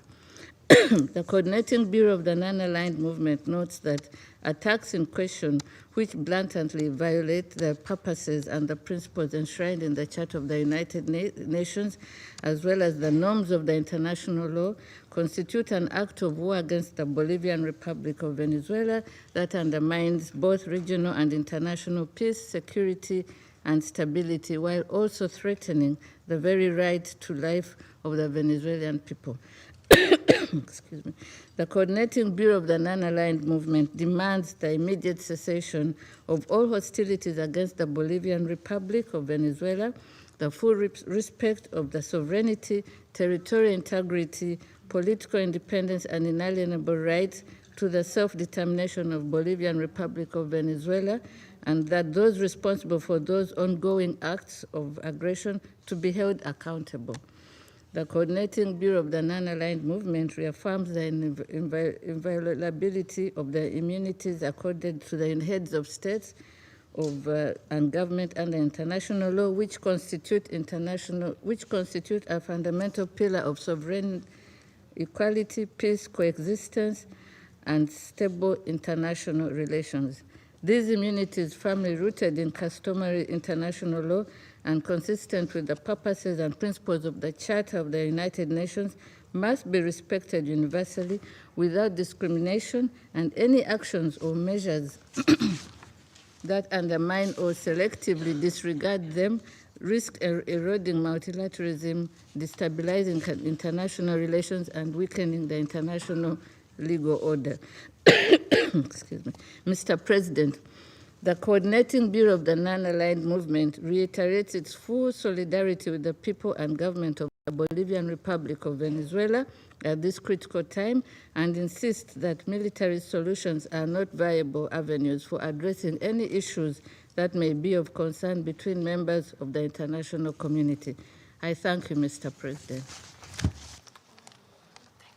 I thank the representative of Uganda for the statement.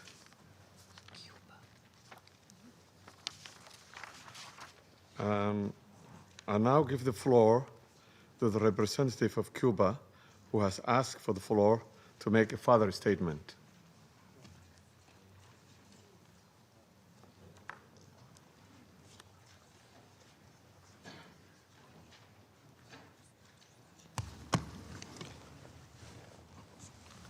Gracias, señor presidente. Thank you, Mr. President. Mr. President, my delegation feels it must take the floor again to respond to the unfounded accusations formulated by the United States against Cuba.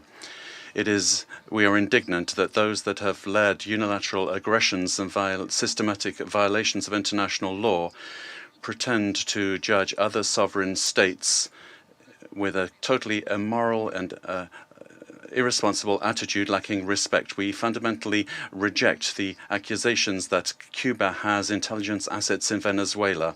These kinds of statements lack any factual base and are a clear attempt to take the eyes of the world off the criminal acts of the United States in the region. Cuba strictly respects the sovereignty, independence, and inalienable right of the Venezuelan people to decide their own destiny, as established by the United Nations Charter.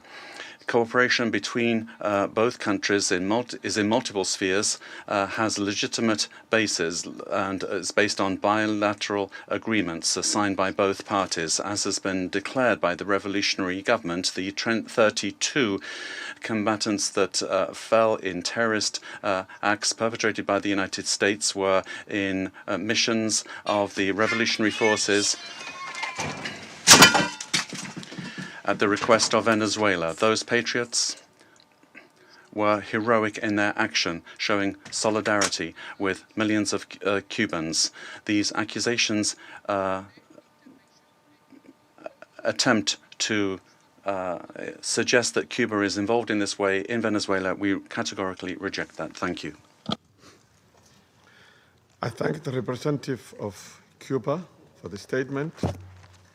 There is no more names inscribed on the list of speakers. The meeting is adjourned.